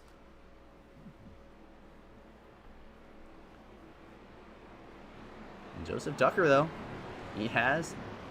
I mean, what are we talking about? These players. These two are so good. Joseph Tucker and Jake Phillips. Blair Holloman in 3rd. Jordan Slater's had a great drive in the second half or final quarter of this race to get into the top 5. Rob Yost Jr. in the 9. We have not said much of his name tonight. I don't think we've said his name tonight. But he's P5. I don't think we have. And he's been in the top mix all night. I've seen him in the back in that 9 truck. It's a beautiful paint scheme. But he's up here, and he's in position in 5th. And Gage Swan, obviously, we talked about him a lot tonight. He's in 6th. Glenn Grims drove a solid race in the 56. He's 7th. Colton Gardner in 8th. J.P. Jones in 9th. And Cody Hemingway, and then so many more. Jacob Barker, Robert Lewis, James A. Morris, who we thought was out of this race after locking him up on pit road. If you're in the comments section, I mean, we've had, this is probably my most viewed video ever here. I mean, that is awesome with live concurrent viewers. I think we hit once at 47 concurrent viewers at one point tonight, which is awesome. Thank you for the support, guys. That is so amazing.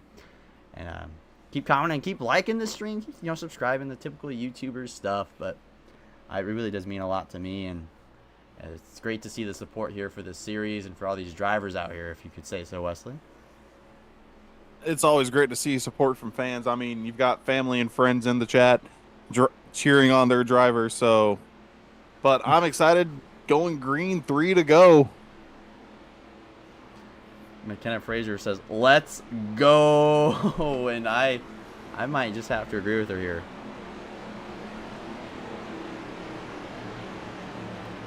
The anticipation has built so much tonight. since the start of the green flag. We saw some great racing in the first pack. We got kind of jumbled up with the pit cycle, but everyone's back together now. The pace lights are off.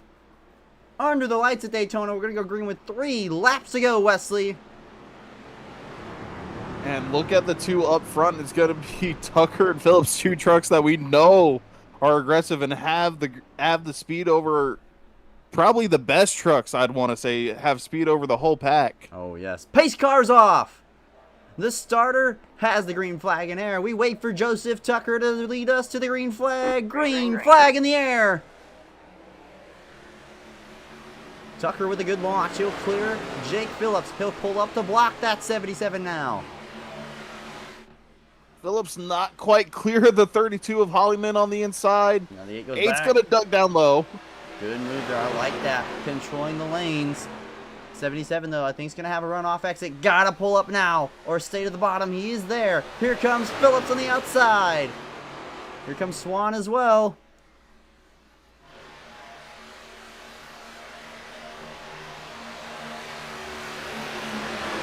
The 77 on the top, the 8 on the bottom, the 46 of Slater in tow, the 32 of Holloman in second now as he pushes the 8 clear again. The 8 pulls up to block the 77. Opens up the door for the 32. 2 laps to go. 3 wide. 7 all over the bumper Oh! of the 8. Looks to... They almost wad him up big time there. That hurt There's the contact 46. even further to the pack I saw as well. I think the 40 got to the 20 a bit. Oh, I Not think the so. 40, but... Whoa, the 21 back there was sideways back there, but the 8 and the 77 now have to work together as Blair Holloman's taking the race lead.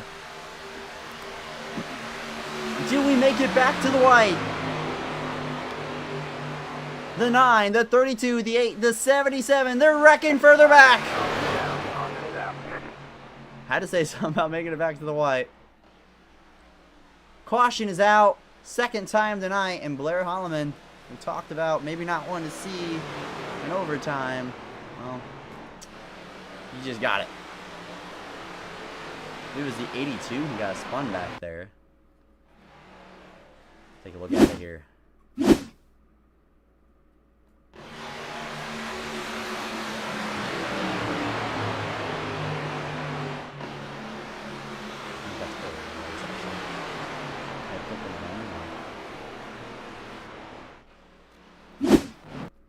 Here we are.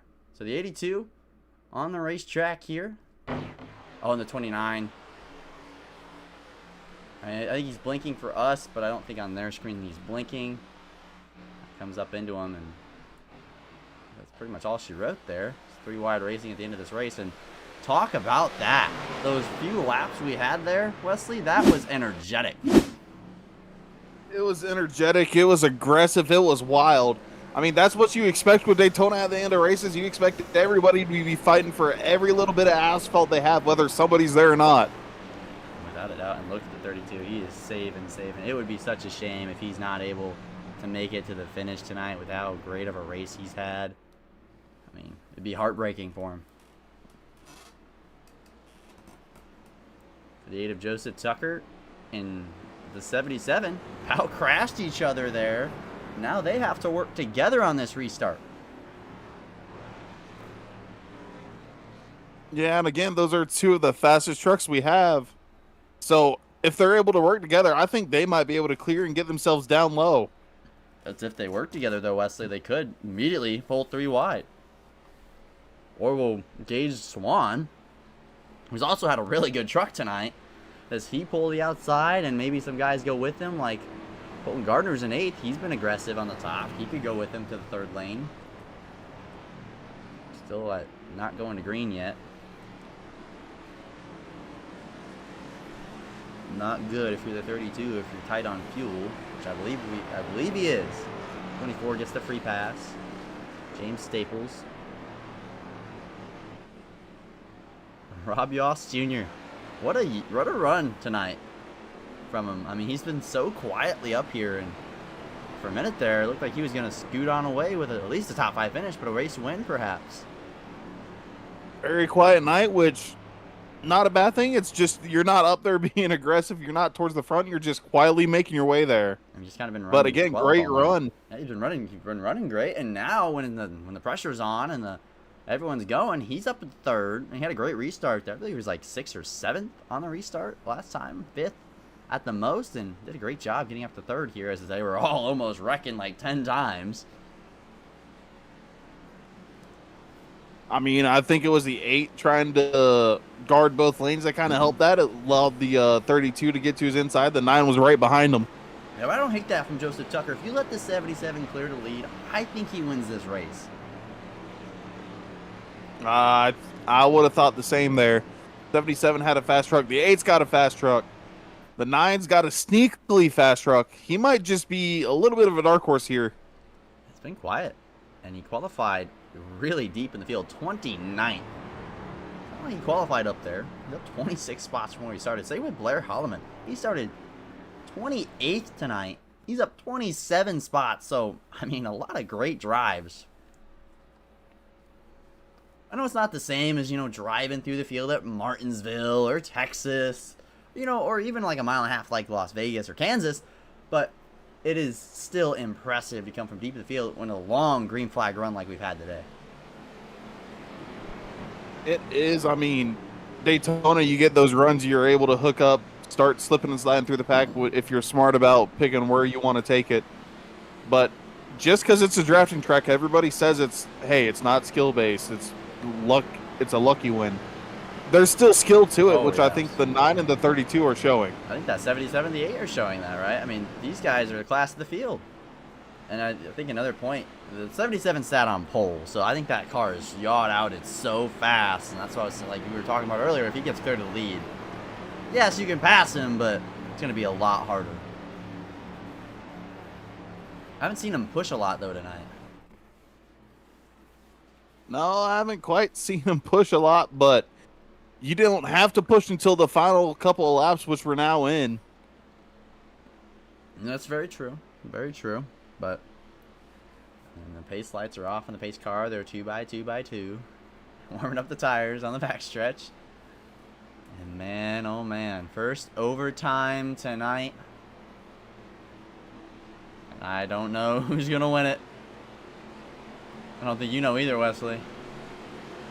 I'm telling you what, I don't know who's going to win it. I want to say look out for that top side, though. It's got the 8, the 77, and the 20 all lined up nose to tail. I agree, but when you have those kind of guys in those fast trucks, they tend to bite each other. They tend to be like, I don't want to work with this guy because I think my truck's so fast. People are going to go with me, right? I look at that 20 of Gage Swan. He might peek out third lane. I watch for him. Here we go, though. Off of 4. Hoping to see the last restart of the night. Pace car is going to pull off now. Pace car's off. Blair Holloman has the race lead. We are green in overtime. Pretty even jumps, I want to say, between the two lines. 8 to the quarter of the 32, and these front 4 cars are just gone away from the pack. Who's going to get here first from the third car in line? Here comes the 56 of Glenn Grimm. Who does he go with, the bottom or the top? I think he might stick with the bottom. The front 4 have not left each other's bumper. No, they Stay haven't. far away, not letting the side draft play effect. Oh, Tucker's clear. He's clear, and he's going to lead the 77 out the dry. 3 wide further back with Swan. Should they make it back to the white this time? Oh, no, they don't. Caution is out again. Joseph Tucker is the race leader.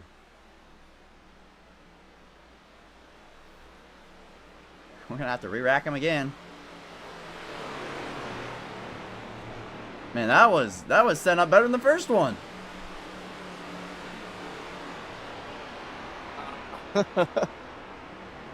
I mean, the 8 and the 77, they worked together, but as soon as the 8 saw his chance, he took it and hung him out to dry. The 77 fell back a little bit. I was afraid he was going to be split there. Oh, I thought so. I mean, that was all over the place. Let's try and find who the culprit was of the caution. I mean, not really a culprit. But oh, maybe there was a culprit. Same truck, two wrecks of the 29 of Heath Snyder trying to work his way back through the field. You can't blame him too much, but like the same deal there in the 5 of Jacob Barker, excuse me. He gets the short end of the stick here.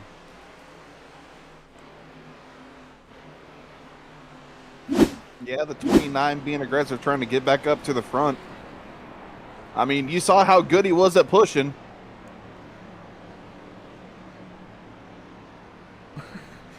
We're having like a civil war here in the comments.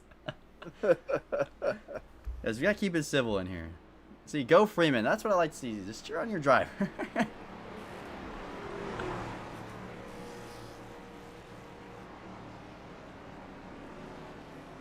The comments are giggling me up here.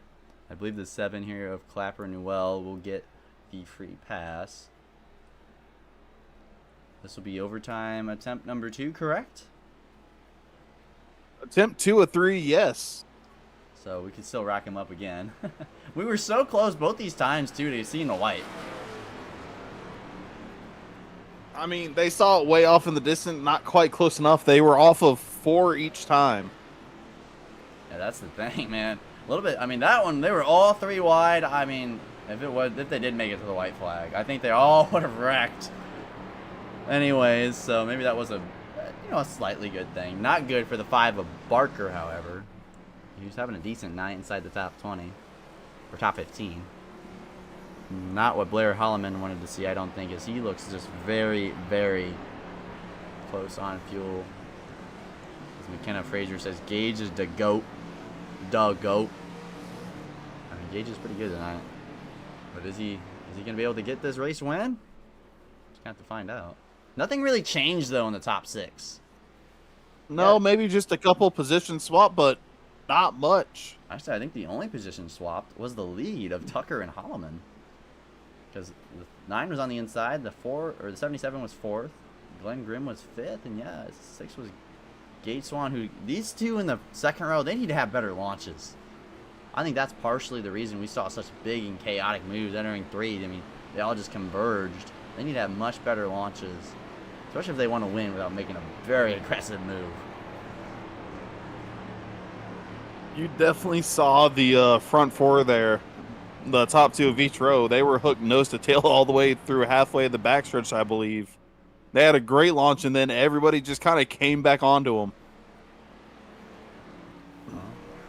I mean, when we saw that, you mentioned there, they were just, those top 2 cars, or 4, excuse me, were just so tight, and they were all pushing each other so well, and then you look back there, and just kind of nowhere to be found. Do we see anyone else? I think we're going to get the 1 to go tonight, or 1 to go right here, excuse me. Get back to green flag racing here. Overtime attempt number 2. Same group of guys, really. A little bit further back, you see a lot of suffering. Hemingway, Freeman, Donnell and Morris have made their way into the top 10. Snyder, Staples, Gunsman. Genningsman. Oh my god. Genningsman. I feel so bad. Because I feel like I remember it, and then I forget. Genningsman. It's okay. I'm never going to mess that up again for the rest of the season. You're going to check me on that, Wesley. I will do my best. It's not going to get messed up once the rest of this season. But nonetheless, 8 of Joseph Tucker in the Elliott Sadler Esports number 8 Chevy Silverado. I mean, he looks pretty good out here, but there's so many cars, trucks, who I think can beat him, and I don't think can beat him either. It could go either way, or, I mean, the whole top 10 could rack him. We could see someone on 11th or 12th, like Snyder or Stables, win this race. I mean, they almost did on the last restart, going 3 wide into 3.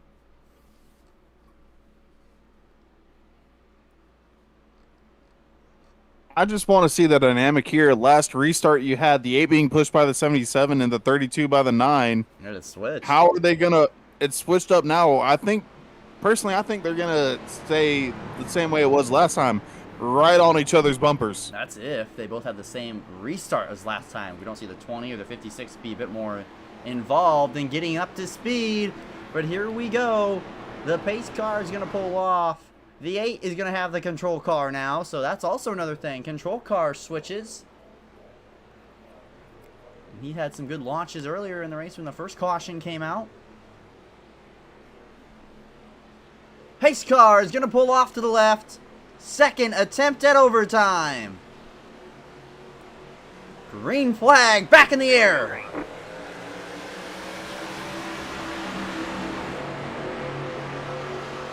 This top's going to have a big run. The 8 blocks it. He knows it.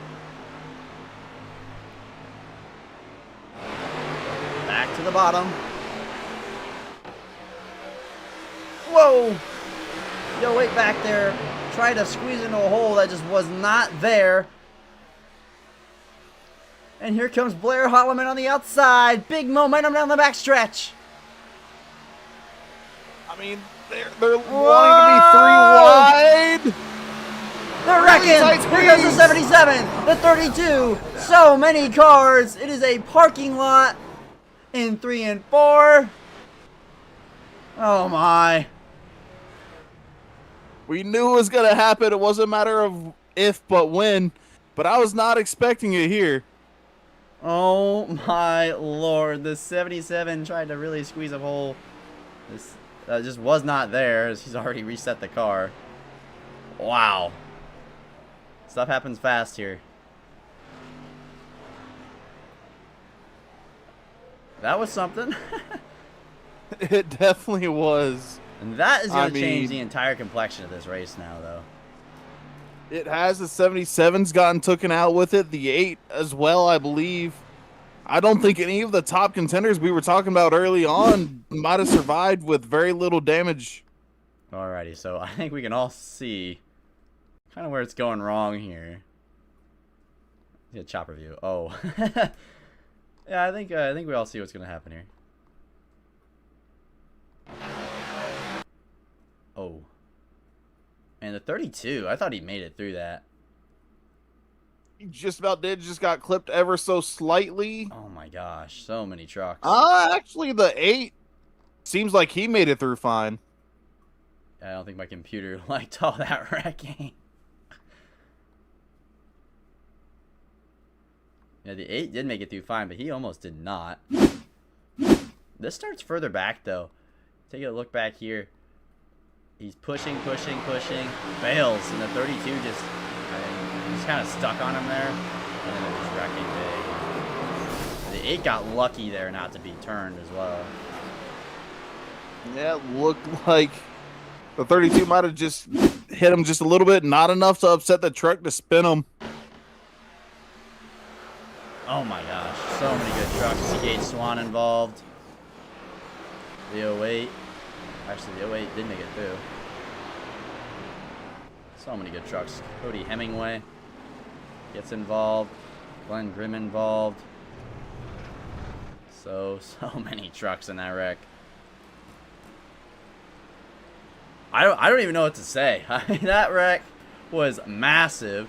And now you gotta wonder, what's the fuel implications? Oh! I think we've seen the fuel implications. We don't see the 8 car leading anymore. Joseph Tucker is out of gas. Excuse me. It's leaving Yost there as the leader now. Donnellan in second with Morris in third. Genningsman now in fourth.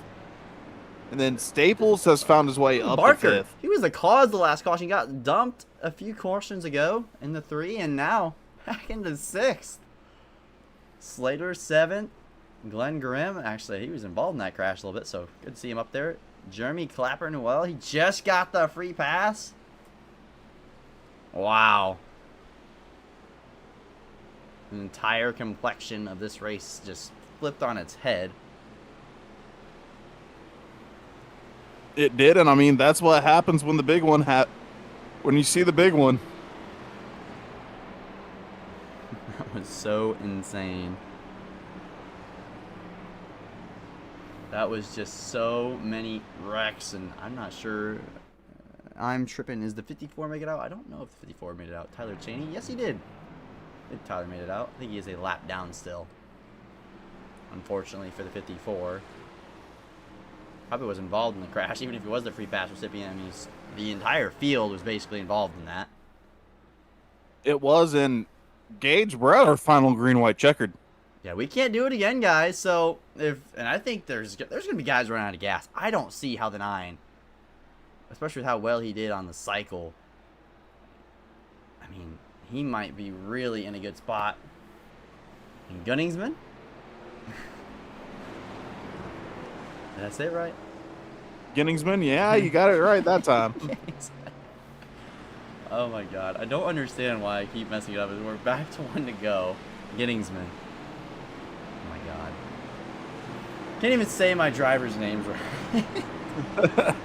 Just that one driver, to be particular, but I don't see how the 9's going to be in a good spot here. Gary Donnellan might be. I mean, he was also very good in the cycle. When we saw the green flag cycle first, he kind of got to the lead. Unless someone... No. Unless he came down pit road the first yellow, maybe, you know? I could see that. Might have, I'm not sure, but Let's see the 5. you only got to make it. You only got to make it 2 laps. Oh, well, you might not even make it 2 laps. We might wad him up again into 3, like we've done the last 2 restarts. Little blinky blink there from Gary Donnellan. They might wad up. Excuse me. I said they might wad up. I'm not sure how they handle it on the final green, white, checkered. If they fly the yellow or let the boys race it back, I'm not sure how that's handled here. But if they wad up, it might just whoever's in front at the moment win it. That might be it. So I mean, I think they might let him race back, but you know, I'm not quite sure. I guess we're gonna find out if it happens, right, Wesley? But I'm interested to see how this restart goes. It's just a whole different complexion at the front. Joseph Tucker is 100% good in gas. He's back there in 10th. Shows you how many cars that took out. Here we go. The pace car is going to pull off again for the final time tonight, no matter what, caution or not. This is the last overtime restart. I don't know what's going on back there, further back. Green flag in the air, final overtime attempt. Good watch from the 9. It's a little bit out front, though. Ginningsman is on the back of the 12 car. He's going to have to block that 12 car. Maybe not. Now the 24, the 08's got momentum. Here comes the 7. The bottom has most of the cars. Here comes Bottom the has 7, most of further the back, they're 3 wide. Gary Donnellan to the lead down the backstretch. Ginningsman right behind him. Donnellan's clear. Good move from Gary Donnellan. The Now he's on 08 jump defense. to the high side. And back to the top, 3 wide. Puts the 97 in the fence. Keeps it straight. White flag in the air. One more time around. The 9 leads at the line. Here comes 3 wide Tucker. here, 3 wide. Everybody's dancing around. Wanted to get into position to win it. Here comes Joseph Tucker through the middle. He's making his way back to 6, but Gary Donnellan off of 2 with the race lead. And they're wrecking! Big time wreck off of 2. It's Donnellan in the 8 of 08. The 08, excuse me, of Morris. Can Jeremy Clapper, Newell, get up there with him?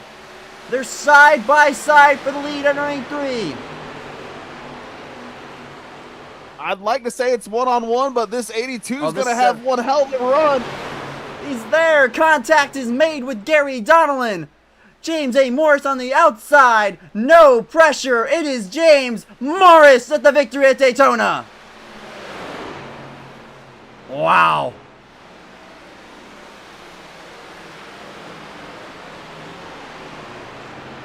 And James A. Morris, first race of the season, he'll capture the checkered flag. What an effort, though, from Gary Donnellan. And Jeremy Newell, great run in 3rd. I mean, you want to talk about action. That's what we got this final handful of laps actually under green. 3 green, white checkers brought out 3 cautions and just a whole bunch of chaos. It was definitely chaos. It was such a clean race. I mean, there's almost no trucks that are clean anymore. The '08 of James Morris. He gets to burn them down here. In the grass, season opener. I mean, couldn't start it out with much more of a better race. Long green flag runs, aggression all night from the drop of the green flag. And a man who started in 4th picks up the victory.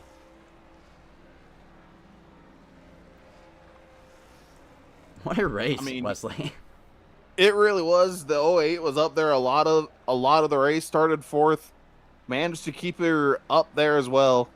So, well deserved, I would say. Oh, without a doubt. And he is burning it down tonight.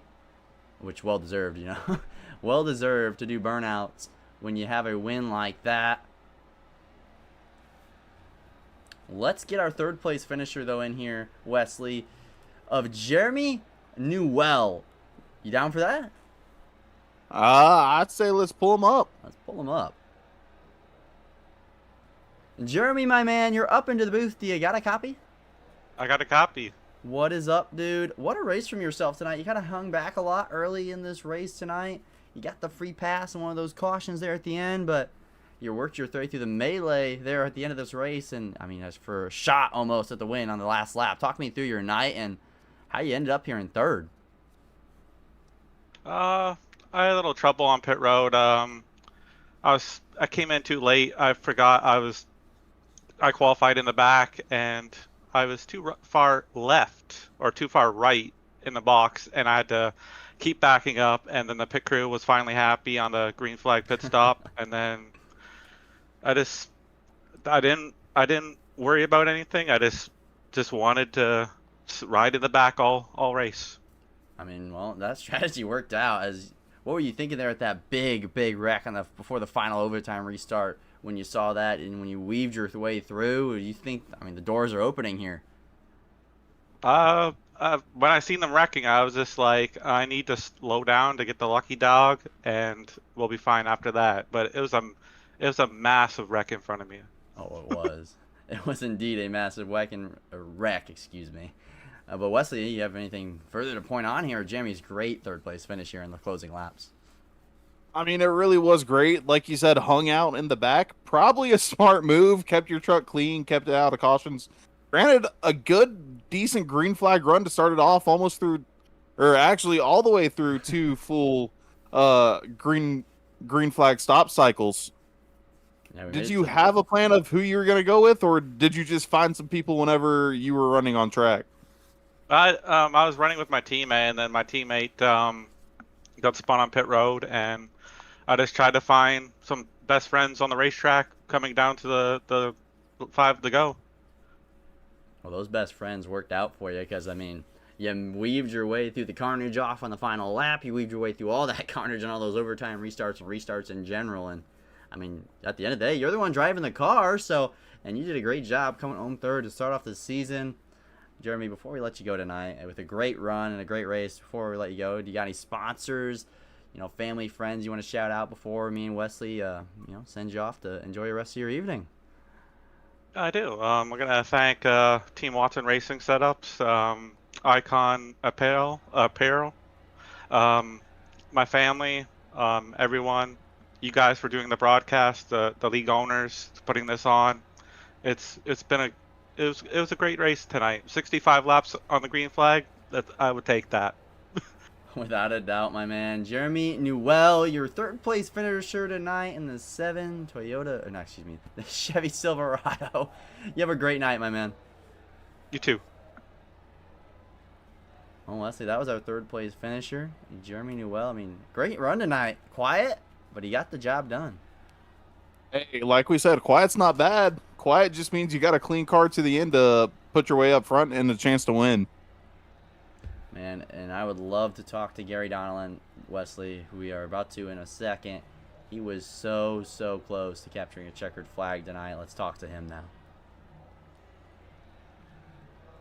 Gary Donnellan, you're up here in the booth with me and Wesley. Do you hear us loud and clear? I hear you. Well, that is good to hear, my man. So close. with the clutches of victory tonight, Gary. Talk me through your race. You came there at the end just alive. You were up there at the end of the race, and then that final restart, you were up there, and it just seemed like just couldn't hold off the 08 there on the backstretch. Yeah, man. I rode around in the back to begin with, and about hit my teammate during our pit stop, and that put me way back. And luckily, that caution came out, caught me up, and I just slowly made my way to the front there and got lucky on that big wreck. I don't know what hit me, but I obviously had damage. My teammate said my truck looked fine, but I could not hold out in front there. But I was blocking like crazy.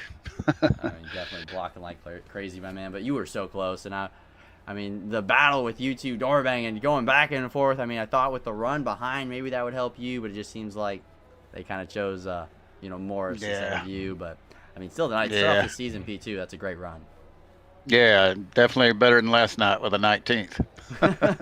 Yeah, P2 feels way better than 19th. I'll tell you that all day long. But Wesley, That's right. Wesley, you got more to say here for Gary? I mean, you were talking about staying in the back for a lot of the race, which keeps your truck clean. Yeah. Was there ever a thought of going up to the front before we got into the final 10 or so laps? Yeah, there was, but I just it just every time I would think about going up there, everybody else would be just a little chaotic, and I'd back out of it every time. And that helped me really, because I literally was having to save gas on that first caution because I was just fixing to pit when they wrecked. So I got really, really lucky there.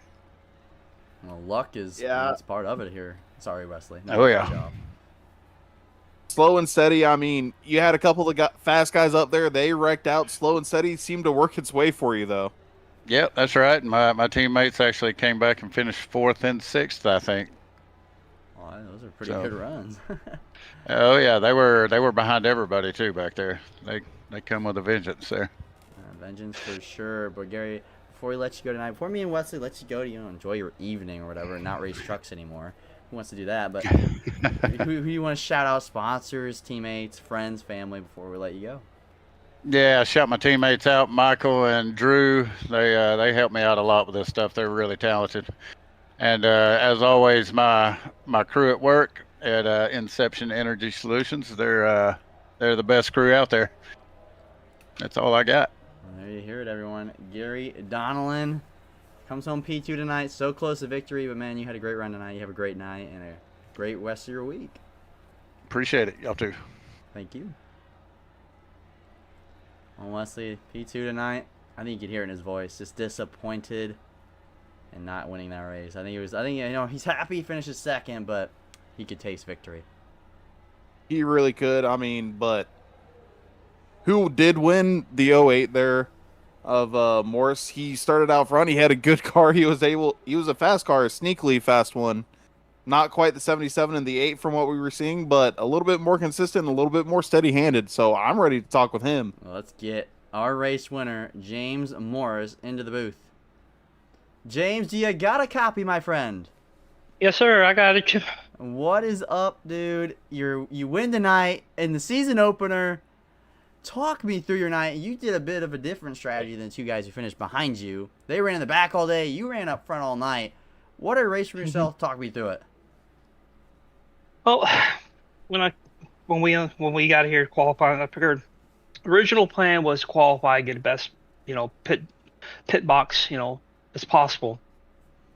And there's a lot of fast guys in here, so I'm like, yeah, we'll start. We'll try to get the best we could, and if we qualified outside the top 3, 5, 6, 7, the plan was to get the best we could, drop back to the back. Well, when we qualified 4th, well, that kind of changed everything. So basically what I did was I just got in line and I didn't push issue. I just got in line, just rode, because I knew that try to take care of my stuff. I'm not doing anything to get me in trouble. Everything was good. We came to the first pit stop, slid the box, got a little bit, we got recovered. We got going again. We got up there with pack and we led, and then we followed suit, get P2. Well, coming to pit that last pit, that under the green, I got caught speeding, and I thought my night was done. But in all reality, because of that, me speeding put me to the back, which the caution came out and saved me. But if I didn't get the caution, guess what? Or if I didn't get the speeding penalty, I would have been right there with Jake and them guys up there, and I would have been wrecked. Yeah. So it all worked out for the better. I didn't expect this. Like, me and Daytona did not go very well. I've always had speed here, but never had really the best luck. So I'm really thankful for tonight, and being my 32nd birthday and getting a win tonight, love it. Oh yeah, That's how I celebrate my That's birthday. the best birthday present, my man. And I mean, I can hear in your It voice. is. You seem very ecstatic. And I don't blame you. You drove a great race tonight, from start to finish. And like you said, 2 issues on pit road. And I saw me and Wesley both thought on that final stop coming to pit road, you looked a little faster. No, for sure, but you just confirmed it there for us. And sometimes I just locked the misfortune- brakes. Yeah, that's what it seemed like. Misfortune can sometimes turn into fortune, and well, tonight for you it did. But Wesley, you having more thing to add to our man who drove an amazing race tonight and had to drive through the field at the end to get it. I mean, driving up from the back, definitely a little bit more scary, especially on those green-white checkers where you had that big wreck. Didn't Yeah. quite see where you were in that. Were you behind it? Were you in the middle of it? Were you in front of it? And then what were your thoughts whenever it did happen? Which one? The first one coming to the last before we cleared? I was in the middle. I was in the middle, probably about third, fourth in line in the middle.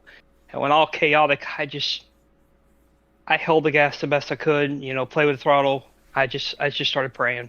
I just steered and tried to. When that car, actually, I know I got hit on the right front a little bit, but it kept me straight because I was sliding through the corner. That truck hitting me on the right front saved me. I didn't get I didn't get a meatball flag. It just hit me enough to give me a little damage, but it was the difference maker because it kept me from wrecking. I was just happy to be surviving, to be even in that position. I'm so happy. Man, I'm so happy for you, James. I mean, I can tell in your voice you are just ecstatic, and I feel for you, man.